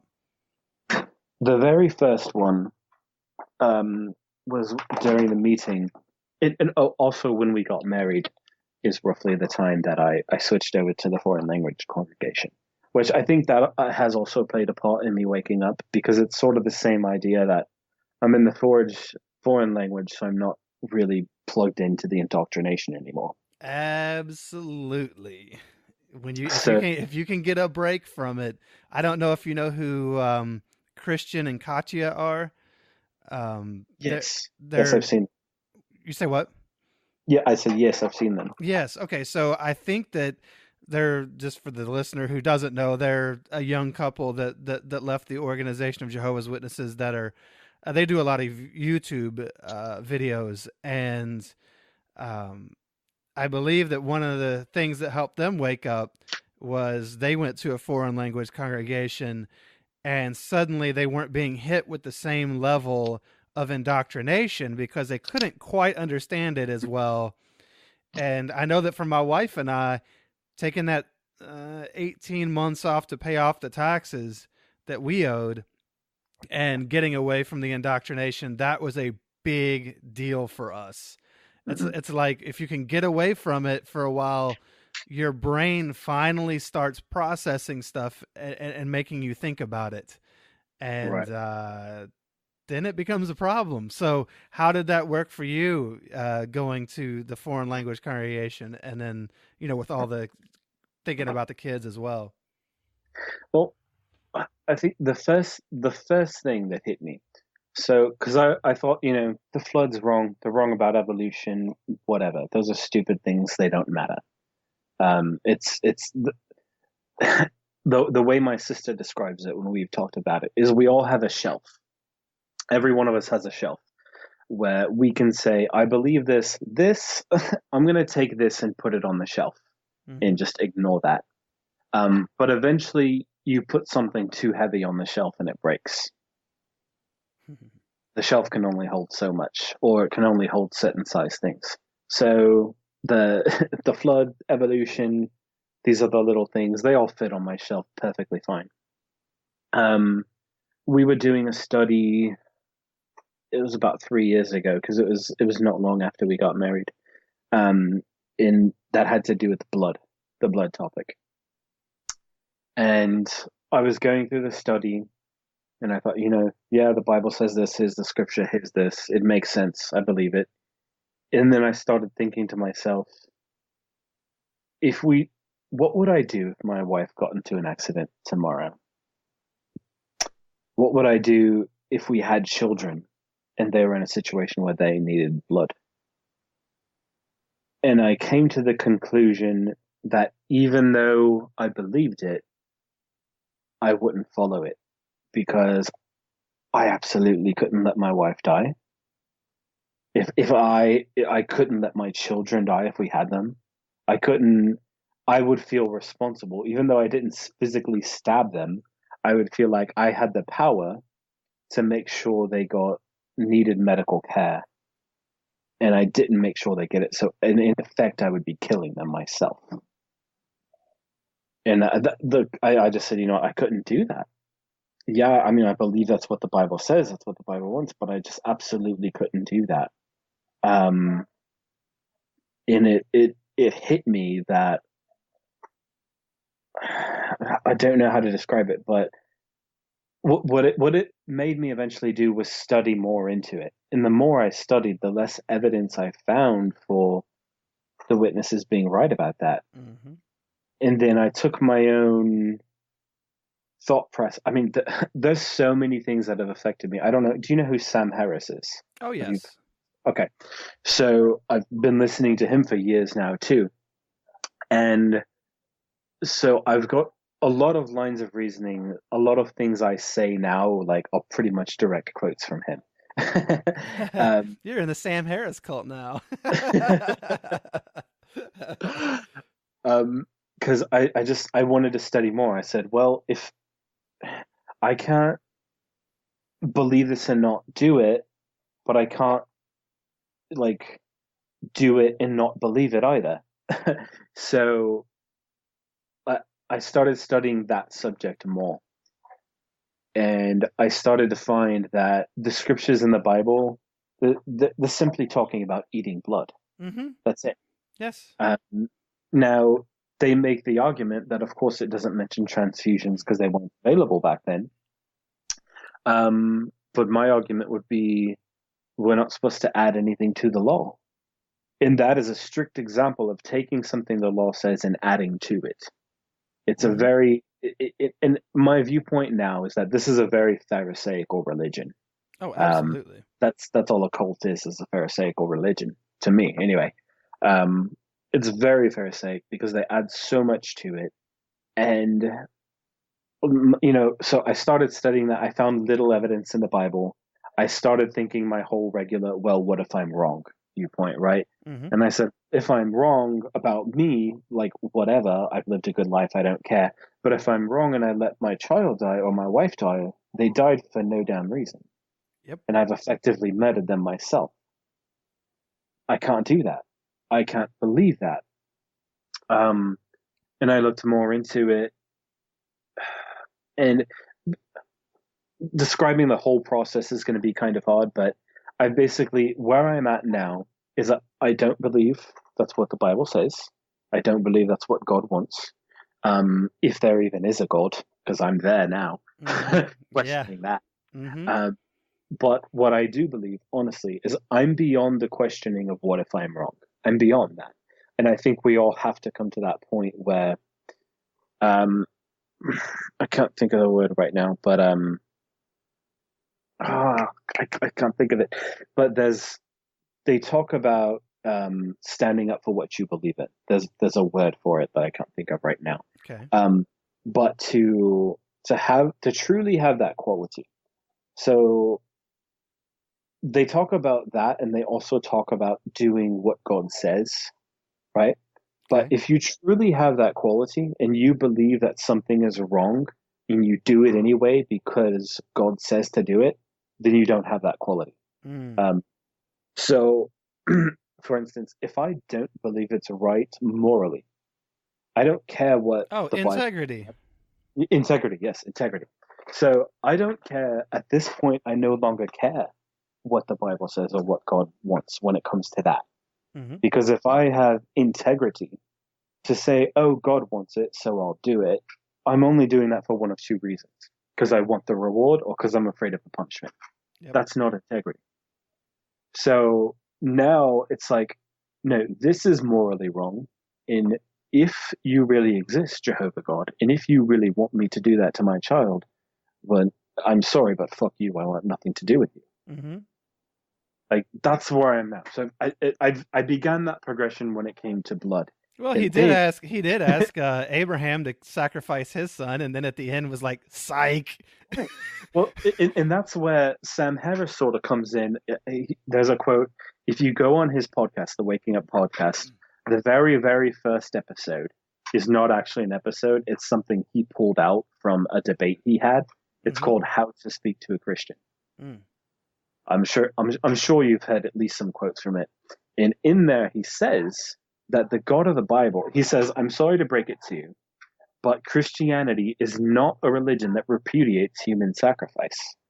Oh, no. Christianity is a religion that celebrates human sacrifice, specifically one as though it were effective. And then, I mean, you get deeper into it and you realize the Bible is actually not against human. There's nothing in the Bible where it shows that God detests human sacrifice. There's only one time, and the only reason, according to the Bible, that he detests it is because the sacrifices were made to Molech and not to him. Yep. Because I know exactly what you're talking about. Because he goes from requiring a human sacrifice from Abraham and then saying, no, no, I'm just kidding, Mm-hmm. to celebrating the sacrifice of Jephthah's daughter, to detesting it because firstborn children are being sacrificed to Molech, to ultimately requiring a sacrifice in order for him to be allowed to forgive the rest of humanity. Which, that alone, the concept of salvation alone, if he refuses to forgive us without sending his son down here and killing him, then what kind of God is that? Is that really God worth worship? If he exists. In Romans, I think it's in Romans, it says that without blood, God cannot forgive. So Really? I've got to see this one. I'm not aware of that. There's a podcast called The Bible Says What? I'll just encourage you to listen to that. I'm going to look that up right now on the side. It is called The Bible Says What? And this man calls different pastors, and there's some things that he brings out from the Bible that I didn't realize were there, that I had to look up. And holy crap. Wow. Yeah, there are things in there that I did not know were in there, that did not fit into the narrative that I was provided my whole life, that as I've begun to look at, and I'll have to look that, I can't remember where it is, but I think it was in Romans. But anyway, yeah, it's there are some things when you start really thinking about it. I mean, like you said, Jephthah's daughter, what we were always taught is that she wasn't actually killed and burned as a sacrifice, and that she was just dedicated to temple service. But see, I have this app on my phone called Bible by YouVersion, and it has about like 50 different translations of the Bible on it. So almost every single other translation says they mourned her daughter. Oh yeah, it's very clear what happened to her. Only in the New World Translation does it say they did obeisance to. Right. Everywhere else it says they mourned her. Because why would they mourn someone? Because they're dead. Yeah, he said. I mean, Jephthah said exactly what was going to happen to the first thing that came running out of the house. He didn't mince words, and then he apparently followed through, and that was okay to God. But whatever. I mean, details. But yeah, it is, when you start opening your eyes to all that, or let's take blood for example, and the witness's view of blood. If blood is the symbol of life, but yet you would avoid giving someone a blood transfusion in order to save the life, then you are putting the symbol above the actual thing it symbolizes. Right. You will let a person die so as to protect the symbol of that life. Yes. Which makes no sense. You've probably seen it. It's a video of Ray Franz in Spain answering questions. To some audience of people who've read his book. Gotcha. And he brings up that example. He brings up the example of the wedding ring. Yes. He says, "Do you give up your marriage, or would you give up the wedding ring?" And someone told me it's in Search of Christian Freedom, but I haven't read that book yet. Okay, I have read that. It's been a while, so it's probably been in there. I think that line of reasoning was also on jwfacts.com. Okay. I think that's where I saw it at first when I was researching the whole. Because the whole blood issue was one of the first things that I started to research, because I was pretty interested in that, and would I let my wife die over that? Right. I had no problem letting myself die, but letting my wife die would have been a problem.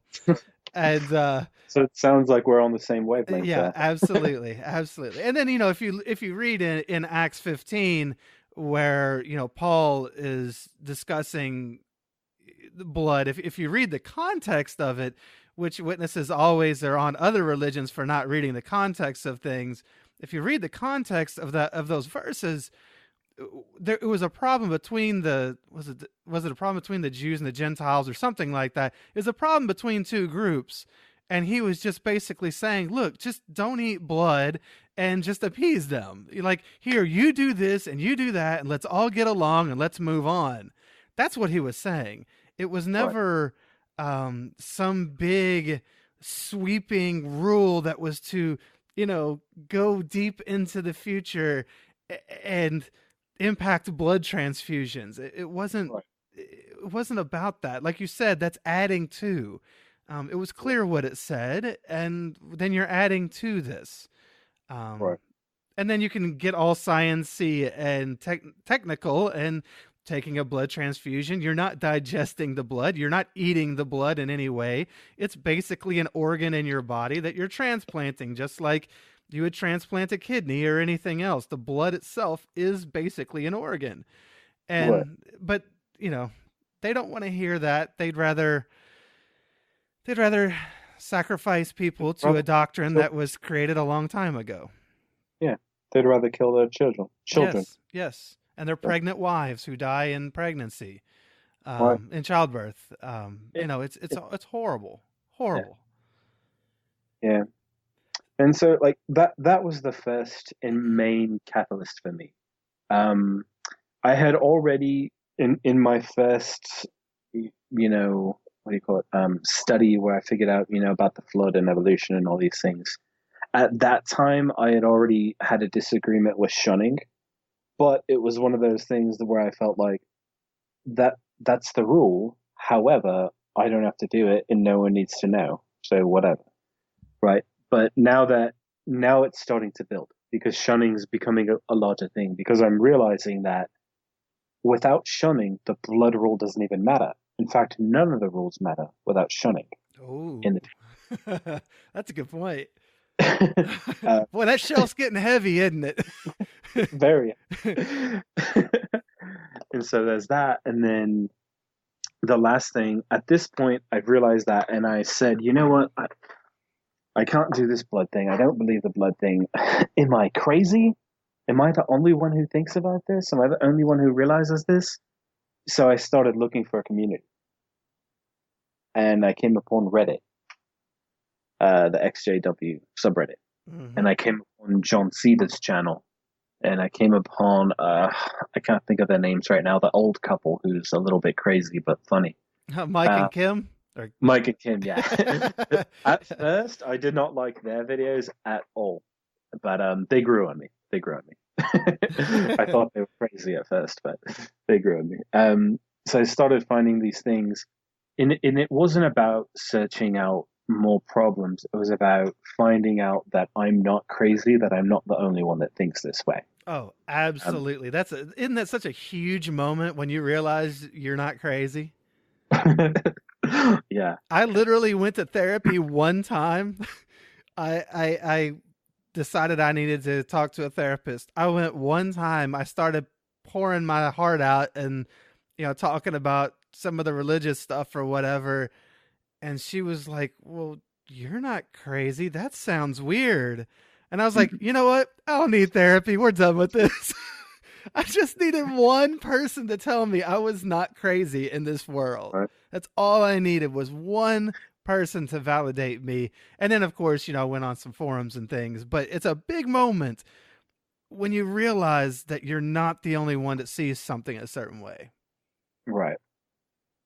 And so, I mean, that was I was doing it for that purpose, and at that point, I found out about um, not just the child abuse because I had heard about that before, but not believed it. I think that when I was about 12 or 13, I was around that age. There was something like there was a Nightline report about some. It wasn't Candace Conti because Candace Conti is more recent, but it was about a child abuse cover up in the Mm-hmm. Witnesses, and I Probably remember Barbara Anderson. probably.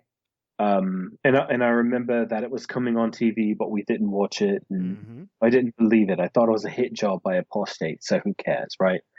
But now this is around when I'm going through this process now is around 2015. So what I came across in 2015 was not just one person being abused and the congregation alone possibly covering up. I found out about the Australian Royal Commission. Mm-hmm. And I think that's what put me over the edge. Um, Did you because watch I, it? I did. I was sitting here at work in this office I'm in right now, And because they're in Australia, so it was at a weird time. And I sat back here, and while I was doing my work, I had it on and I was listening to it.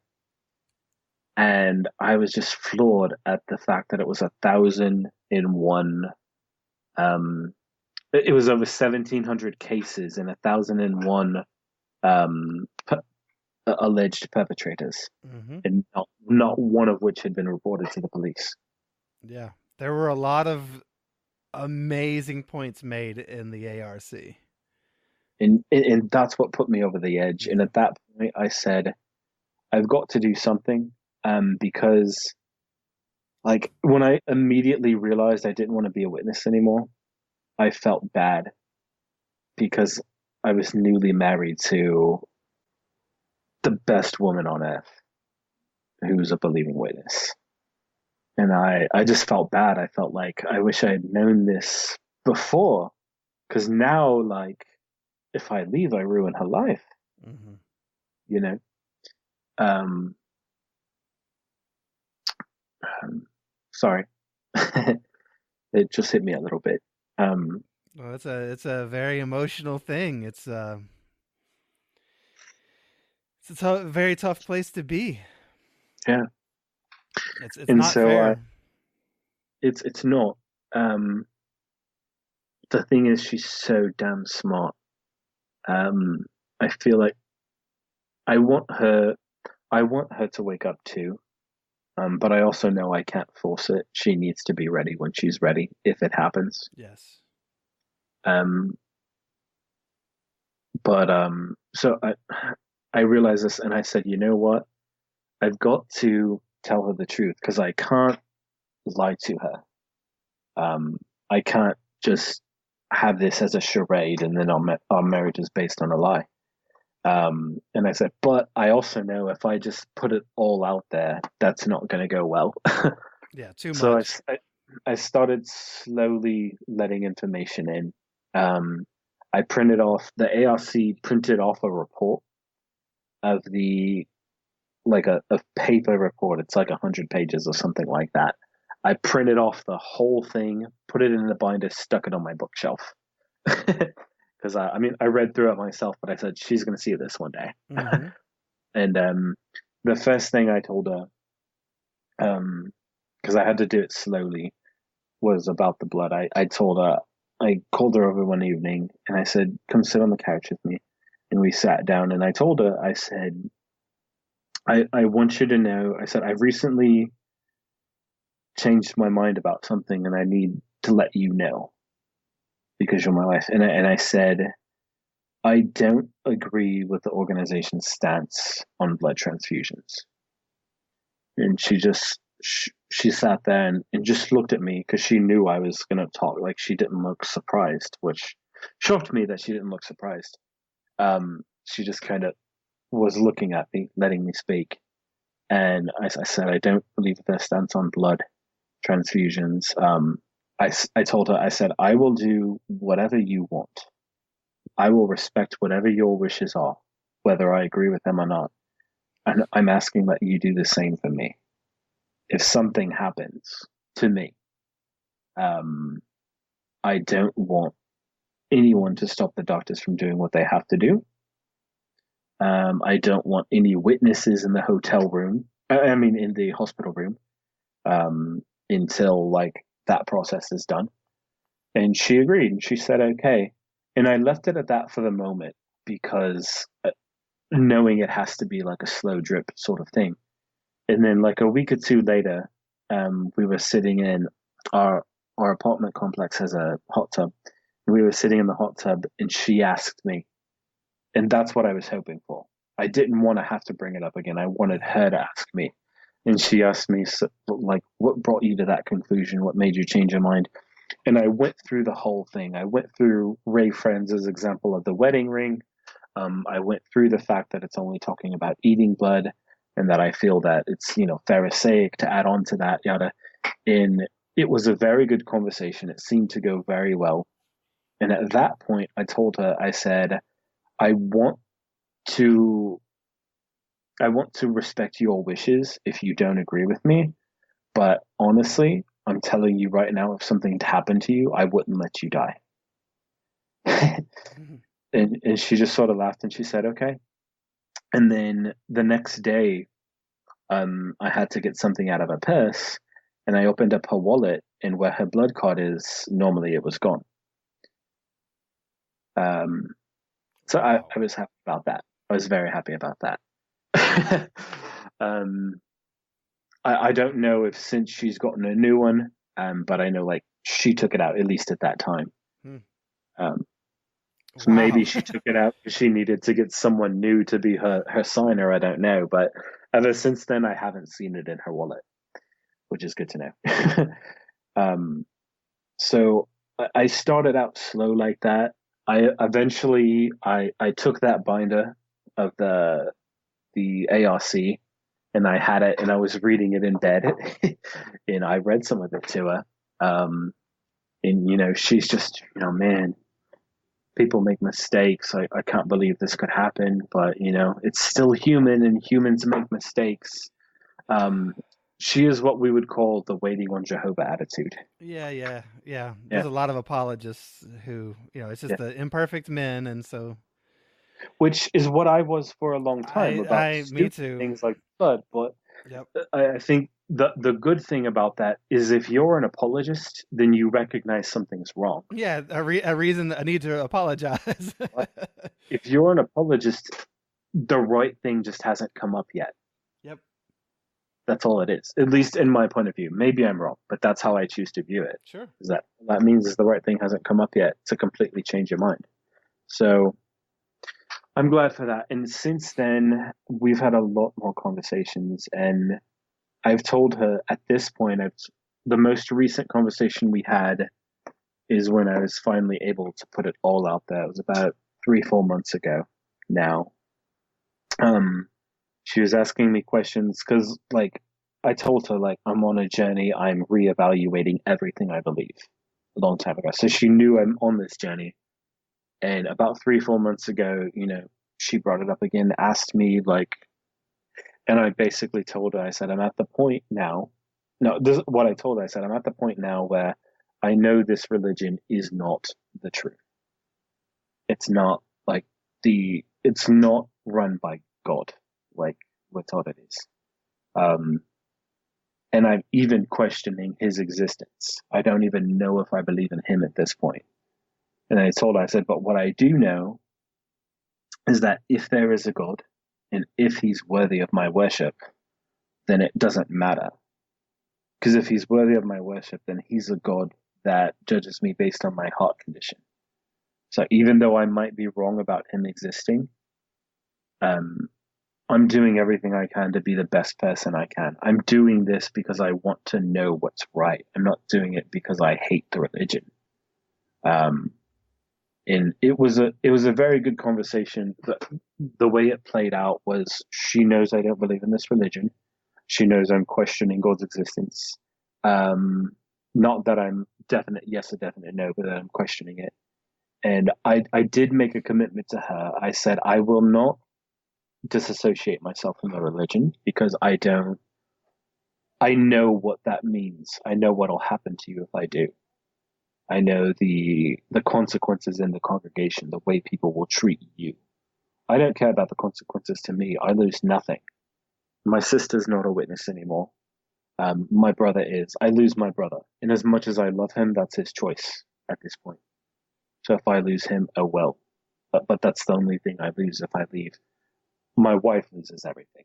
She loses her nephews coming over whenever she wants because why would her sister let the children be in a house where the apostates are? Mm. She loses, respect and admiration of people in the congregation. So I know what it means to her. So I told her, I said, I'm not going to disassociate myself. In fact, I'll be at every meeting with you.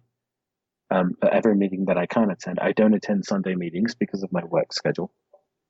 And I said, but I'll be at every meeting I can with you right by your side because you're my wife and I will keep up the facade for everyone else, but I want to be honest with you. And it was an emotional conversation. It was hard, but she appreciated it and she's supporting me. I'm working now, the job I have, I just started another business on the side and she's for support for me, even though she knows they don't believe.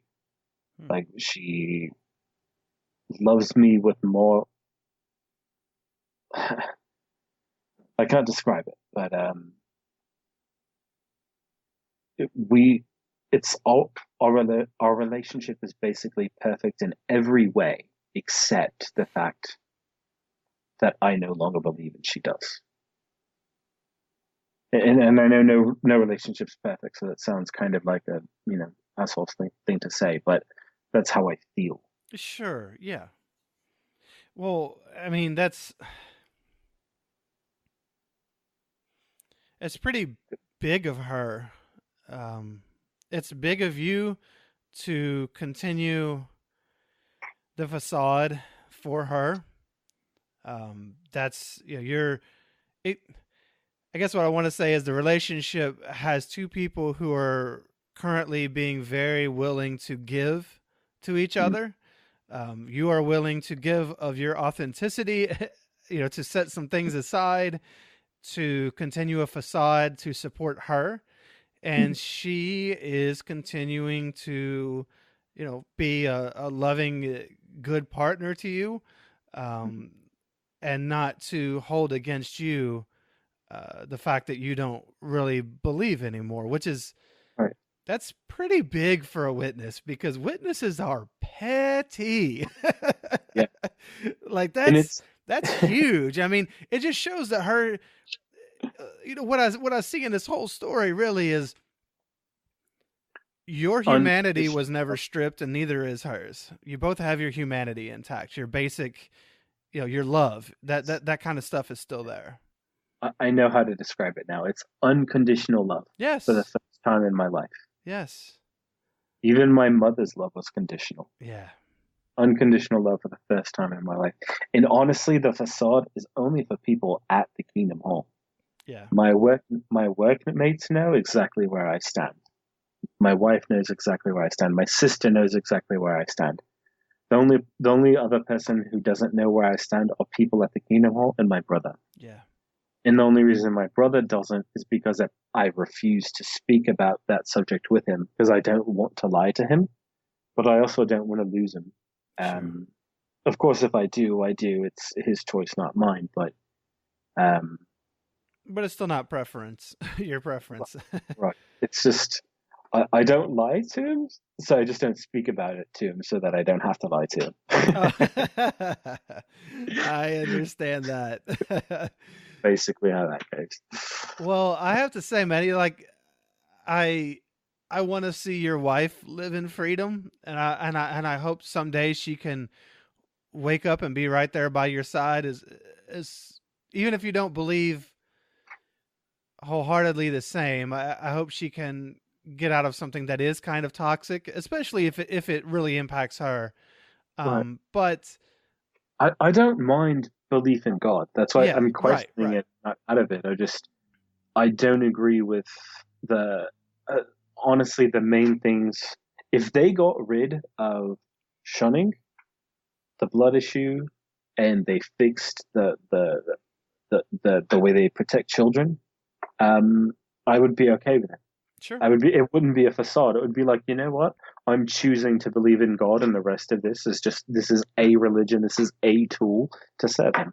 right, It's those three things that kill it for me. absolutely, yeah, I mean, there's more problems, of course, but yeah. those are the main ones that kill it for me. But I think what I was yeah, what I was trying to say is I think that the fact that she has remained in Hmm. um has allowed you to see and feel what is a beautiful thing in unconditional love, you know, maybe even for the first time ever. I don't know, but I think maybe you said that, but that's that's a beautiful thing to come from what could have been a very ugly thing. That could have gone very badly.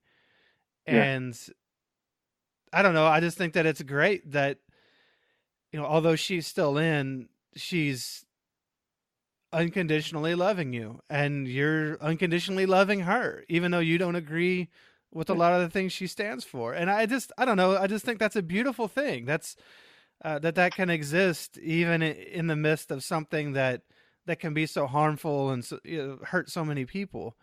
Um, Right. so I No, think I I'm mean, happy for you for that reason.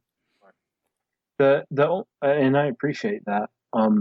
The only thing, sometimes I feel like maybe she's in a bit of denial. Um, Only because like I made it very clear that I'm like one example would be I made it very clear that I'm questioning God's existence. Hmm. Not that I don't believe in it, that I'm questioning it. And there are still times where when we're sitting down for a meal, she'll ask me to pray for us. And I don't think there's anything wrong with that, and I'm happy to pray for us. I just, if it were me, I would think like, well, if you're questioning his existence, I'm not going to ask you to pray to him.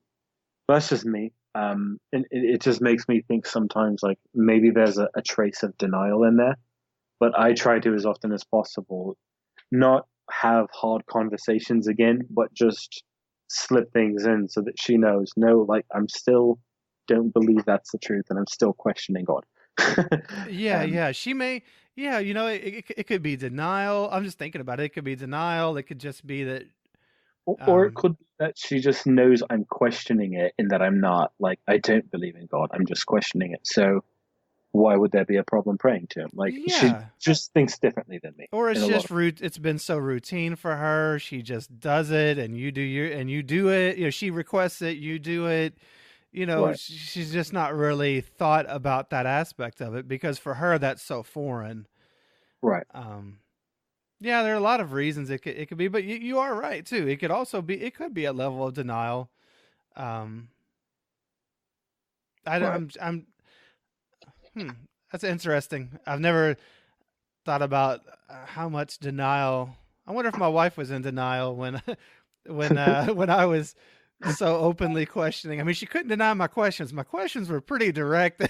Right, I wasn't good about keeping my mouth shut, but I right. never thought. I wonder if she was in any denial about how I was really feeling at the time. I probably was in denial myself about how I was feeling at the time. I'm still in denial about some things. Oh, I imagine. I mean, it's I still tough. feel like I'm young and sexy, but I know I'm actually a fat ass.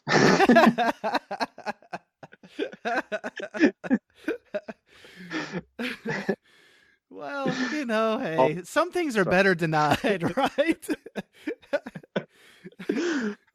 Oh, man. Well, so let me ask you, are there any ways? So, I mean, I know myself, I've been out now for 3 years, um, and something recently hit me that I never really thought about. And, I think that's a process we all go through. I mean, no matter how long you've been outside the organization, it seems like people still find things that are just part of their personality or Mhm, maybe ways that they look at the world that are a little different. mhm. And so I'm just wondering, like, is there anything today that you kind of struggle with, um, being where you are right now? It's it's almost like I'm 30 years old and I'm just now finding out who I really am Oh gosh, in a yes, way. yeah. Because like I realized recently, I remember being about 14 years old. I was visiting my aunt and uncle at the time, and no, I was older. I was 16. And my uncle was asking me about college, if I planned on going to college, so that I could get a different job. And at the time, I was a believer in the Witnesses, so of course I said no. And Sure. this is on my dad's side, so he's not a witness. And he said, "Well," my uncle says, "Well, I don't know. I can't imagine." Because what I told him was, I'm okay with a simple life. I'm actually happy with a simple life. I don't need much more than what I have. Um, I'm okay at just being me and whatever wife I find in us having a simple life. And my uncle told me, he said, I just can't imagine that. He's like, I have to always be trying to get ahead. I can't feel like I'm not getting ahead. And at the time, it was just like, okay, well, I'm different, you're different, whatever. But the older I get, and now that I'm not a full believer in that anymore, I realize, no way, I am actually a very ambitious person. Deep down, it was just beat out of me for the majority of my life. I was taught that I shouldn't be ambitious. I'm right there with you. I have a lot of goals. Like now, like I would not have imagined. Like I'm in a position now, um, where I have a job that I absolutely love, yet I still want to do more. Hmm. And it's not out of not being happy. It's just the idea that I don't ever want to be a slave to one thing. And even though I love this job, if it's the only thing I have going on, then I'm a slave to it. So I've started my own business on the side.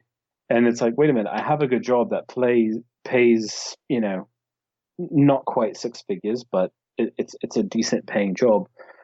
I don't need another business. Like, why am I doing this? And it's because this is something that's always been in me that I've never fully explored or let out.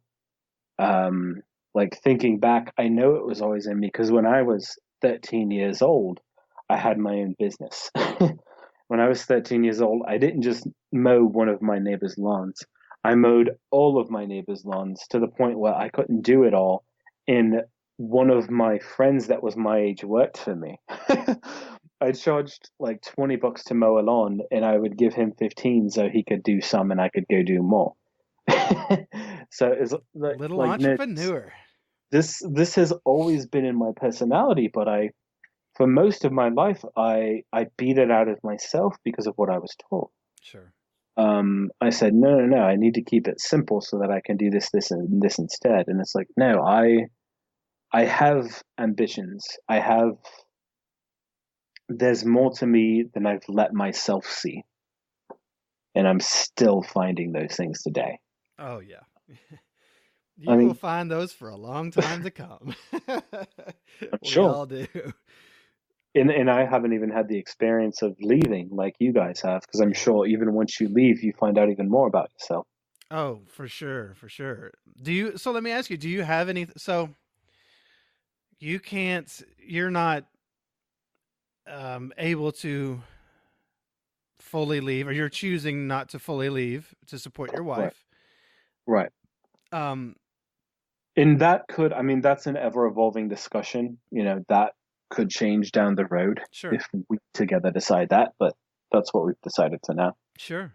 Do you have anything right now that you want to do or wish you could do that you can't right now? I don't know if that's a fair question or not, but it Mm, seems like kind of interesting one. Are there things that you're feeling yourself drawn to that you can't explore in life? I guess right now because you know there are certain things you're going to have to obviously keep on the down low. um, Not, to be honest with you, not really. I mean, I'd like to spend Wednesday nights at home alone with my wife instead of surrounded by 40 other people at a cult meeting. But um, uh, are, are there things well, that I mean, you look I guess forward to? What about like well, holidays and things like that? Does yeah, anything like that appeal to you? the holidays, not really. I mean, if we had kids, I would want them to experience it. Yeah. I've never felt like I was missing out on the holidays. What I do want to experience is I want to, and I've already talked to my wife about it, and she's down. I want to travel more, and I want to like I'm in a position now where like one promotion away or my side business going successful away from having money to be able to give back, to be able to create something that helps other people. Like Mm-hmm. I'm sure you've heard of Project Water. It's a charity that builds wells in impoverished areas of Oh yeah. Africa and other Mm-hmm. countries. I want to get involved with something like that, and not just by giving them money, but by saying, you know what, our business is going well. I'm going to take a month off from my job, and if they don't give it to me, then screw the job because our business is going well. I'm going to take a month off, go to Africa, and help build these wells, Hmm. or help do something that affects other people because Another problem I've had growing up as a witness is the idea that it's God's job to take care of everything. And it's not up to us. Like, don't worry about spending time with charity, spend time in service because Jehovah will fix all that stuff. And it's like, no, even if he exists, I'm sure God's going to hold us responsible for what we did with our lives. Yeah. Like, imagine showing up to God, if he does exist. Imagine showing up to him and him saying, what did you do with your life? I said, well, I worked, I took care of my family, and I made money. I'm so disappointed in you. Like, we're in America, we're in the richest country on earth. How, well, maybe not the richest, one of the richest countries on earth. Like, our impoverished people here are richer than rich people in Africa Mm-hmm. or other countries. Like, if we make anything more like we do, we're going to be held responsible by God for making our world a better place. And if he doesn't exist, then all the more reason for us to make our world a better place. Mm-hmm. And you can And help. that's, Go yeah, ahead. that's where I'm at, is I want us to do something and not just throw money at it, but go out and do something. Yeah, you want to experience that. Right. And Um, and experience them on vacations and stuff too. yeah. But mainly, like, I want to be able to do something that makes me feel that what I used to feel when I went out in field service. No, I I understand that. feel Well, like 10 times more than that. well, let me just say, because it's something that a lot of people don't think about. Um, by starting businesses and things like that, and I'm not saying that everything capitalist is good, but you are helping people by employing people and things like that. It's not the same as going and drilling wells in Africa. That's a beautiful thing, to be able to do as well. Um, but to be able to have, I think that one thing that we were never taught to have, because we were kept away from the world that we were in, and we were taught to see everything as so bad, as we sometimes lack appreciation or gratitude for what we're able to do. And we're also not supposed to take glory for ourselves or whatever. But I mean, helping to employ people, that's a beautiful thing. You're helping people feed their family, or even just doing this podcast right now. I can guarantee you, just by putting yourself out there, you're going to help people, because there are people out there who are gonna hear this. That, man, I mean, there's not a lot of people who have the guts to do what you're doing right now. And I guarantee you there are other people in my situation. I guarantee it. oh, I know there are a lot of people in your situation for sure. I I listen to they haven't posted a podcast in a while, but I used to listen to the Prodigal Boys. Oh yeah, I love them. They're hilarious. I love They it. just put out a new What? one, just so you know. Oh, they did? Yep, Awesome. I listened to it Um, this week. but I listened to their one with Wi-Fi Bandit, Yep. and it's like it's a somewhat similar situation, except if I understood correctly, his wife doesn't know quite as much as my wife knows Right. about what he believes, but it's a very similar. So I guarantee you, there are other people who will say, that's my situation. Yes, and they Uh, need to hear stories like yours and Wi-Fi Bandits. right. Yep, they need to hear So them. I mean, that's why I wanted to do this. Partly for my own sanity is to talk to someone about these things, and partly because, of course, there's going to be other people who are going through the same thing. Yeah. Yeah, and you're going to help somebody else feel like they're not alone, like they're not crazy. And Right. that's an amazing thing to be able to do that, to be able Mhm. to really help somebody, because there aren't many lonelier places in life than to be stuck in a cult, to not believe it, Right. to think you're the only person who sees what you see. And sometimes, Mhm. I mean, I can speak from my own experience, to even have a wife or a spouse or family who doesn't see what you're seeing either. That's it's a really hard place to be, but I think it's It's beautiful that you've been able to explore that on your own.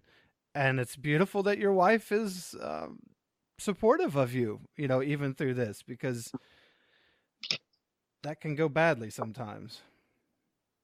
Yeah. It's being around other people and still feeling alone is one of the worst feelings. And I don't get that very much anymore. But one thing I did want to touch on, I don't know how close we are to the end, but one thing I did No, want to we're as touch on close to the before we end as get you want it there, to be. um, is I did say in the beginning that I am not shunned. Yes. And I know this is the shunned podcast that's about people who are shunned. Um, I wanted to touch on for people who are not witnesses, um, in may not understand what you and I do. There are, when it comes to the Jehovah's Witnesses, at least, there's actually multiple layers of shunning. Oh, yes. So to some degree, I actually am. Um, I'm for the witnesses, you'll understand this. I'm the brother who doesn't come to every meeting because I'm materialistic and focused on my job. That's not what I really am, but that's who I am to other witnesses. Yep, that's how they'll talk I about you. guarantee it. So, am I shunned completely? No, but with the witnesses, there's an endless level of in-group versus out. Yes. Even though you're inside the witnesses, you're not at all the meetings, so you're the out group. Oh, so you're at all the meetings. Well, you're not a servant or an elder like we are, so you're in the out group. You're not a pioneer like we are, so you're in the out group. And I'm sure it goes all the way up to the top. Well, you're not a governing body member like we are, so you're in the out group. Mm-hmm. I'm sure it goes all the way to the top. So there is still a level. Um, we are we are still affected by that, um, to the degree that we don't have close relationships in the hall. Um, Partly because of me. It's not because of my wife. She's ever I can't think of the word right now, but she's there every meeting. She's in service all the time. Um, but there has been people have taken a step back from her since we've been married, even before I started to believe the way I do now. Because I'm not at every meeting. I'm not in service as much as people would like me to be, you know. Um, so there is that level of shunning that still exists, not only with us, but other people experience it as well. There's always someone who may not be shunned, but is on the out group when you're a witness. No, that's a fantastic point because there's organizationally sanctioned shunning, for people who are disfellowshipped or who disassociated like my wife and I did. Right. But then there are plenty of people out there who have just quote faded and tried to walk away who are shunned. Mm-hmm. There are people who just aren't regular at the meetings like yourself who get, I don't know, shunned light or whatever you want to call it, where they can still say It's hi to you, but they look right. at you like you're just dirt, It's because, all organizationally sanctioned because they have talks all the time, and I'm well, sure that's you true. remember saying just because you're a witness, just because someone's a witness doesn't mean they're good association. So Yeah. it fuels this type of insular in-group out-group that Yeah, happens. I think I use the term organizationally sanctioned just in that Oh, right. it's not black and white. Those are the more the quote conscience matters where they don't make a hard and fast rule, but they discourage you from associating with those people. Right. So that gets more to the instead of the rules, that's more like the culture that they create, Right. as I see it anyway. And they just kind of guilt you for for associating with people who aren't at all the meetings and stuff like that. There's such a paranoia inside the congregation that it's like that scripture in 1 Corinthians 15:33, bad association spoils useful habits. Mhm. And the way they apply it now is to even those inside the congregation. So you Right. have to look at everybody that you're around, and are they worthy of your association, or should you really kind of shun them? Right. And it's so sad because it just they create us versus them in literally every situation possible, Absolutely. and nobody gets help from that. Mm. So, is there anything else that you'd like to say? That we Um, got to touch on? well, I guess a last little heartwarming thing that happened. The other day, I was my wife was at home, and I went to the grocery store, and on my way home, a song came on the radio, and when I heard it, I've heard this song a million times before, but I've never paid attention to the words. And this time, I was paying attention, and I was bawling my eyes out because it's exactly where my wife and I are both at.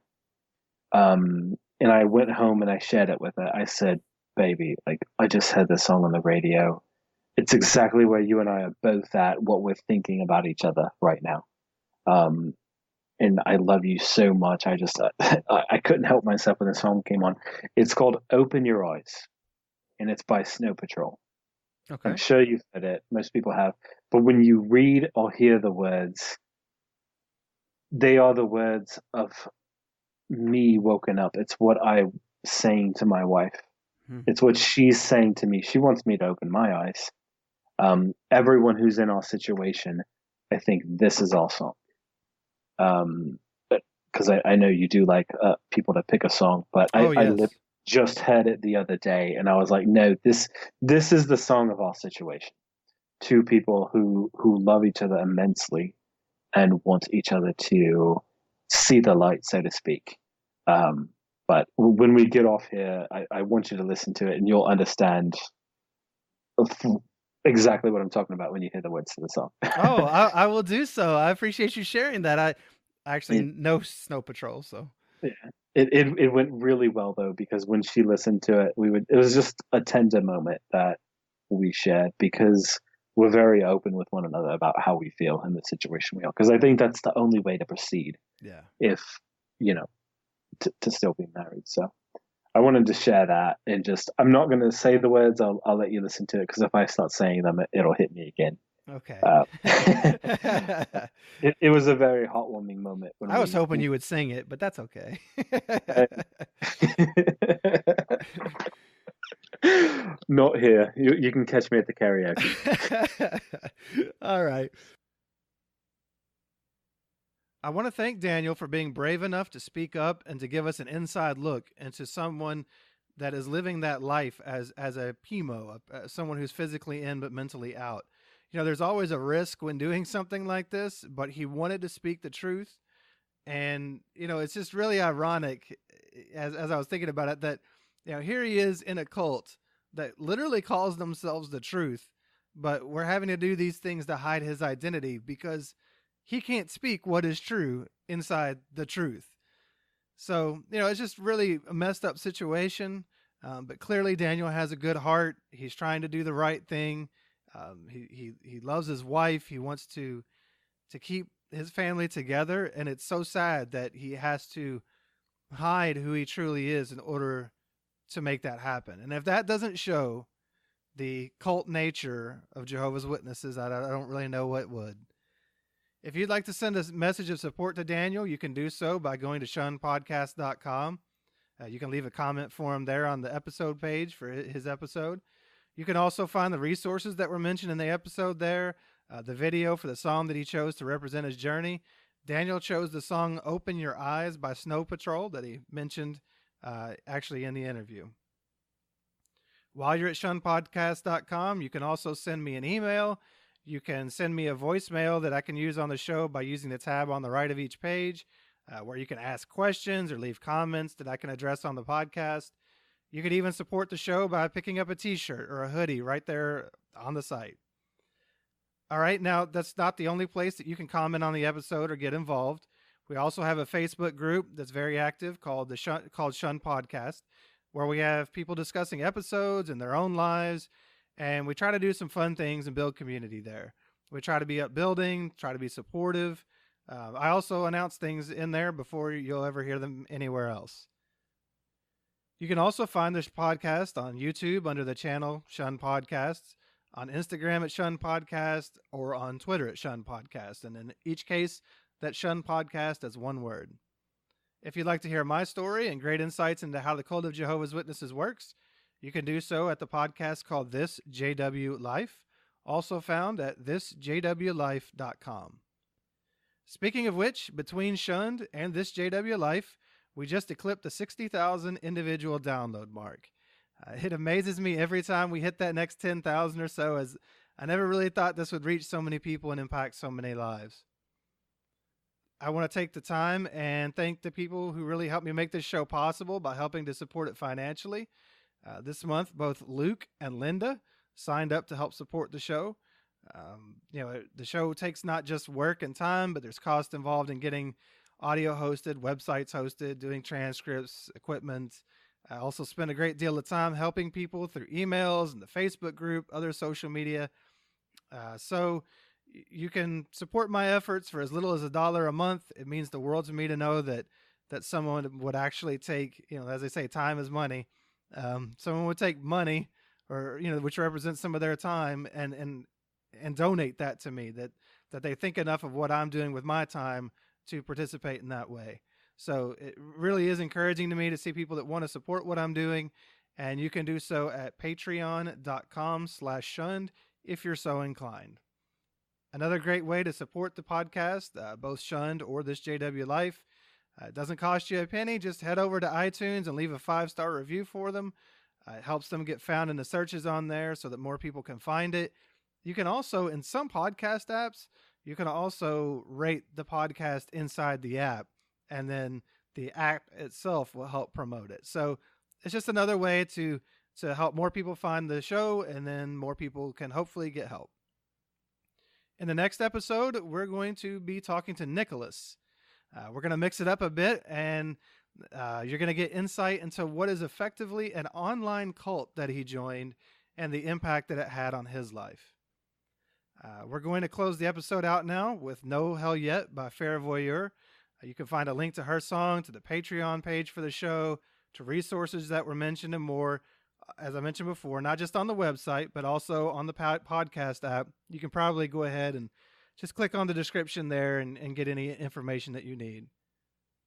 One last reminder, don't forget to sign up for the 4-week coaching/support group program starting Sunday, March 10th.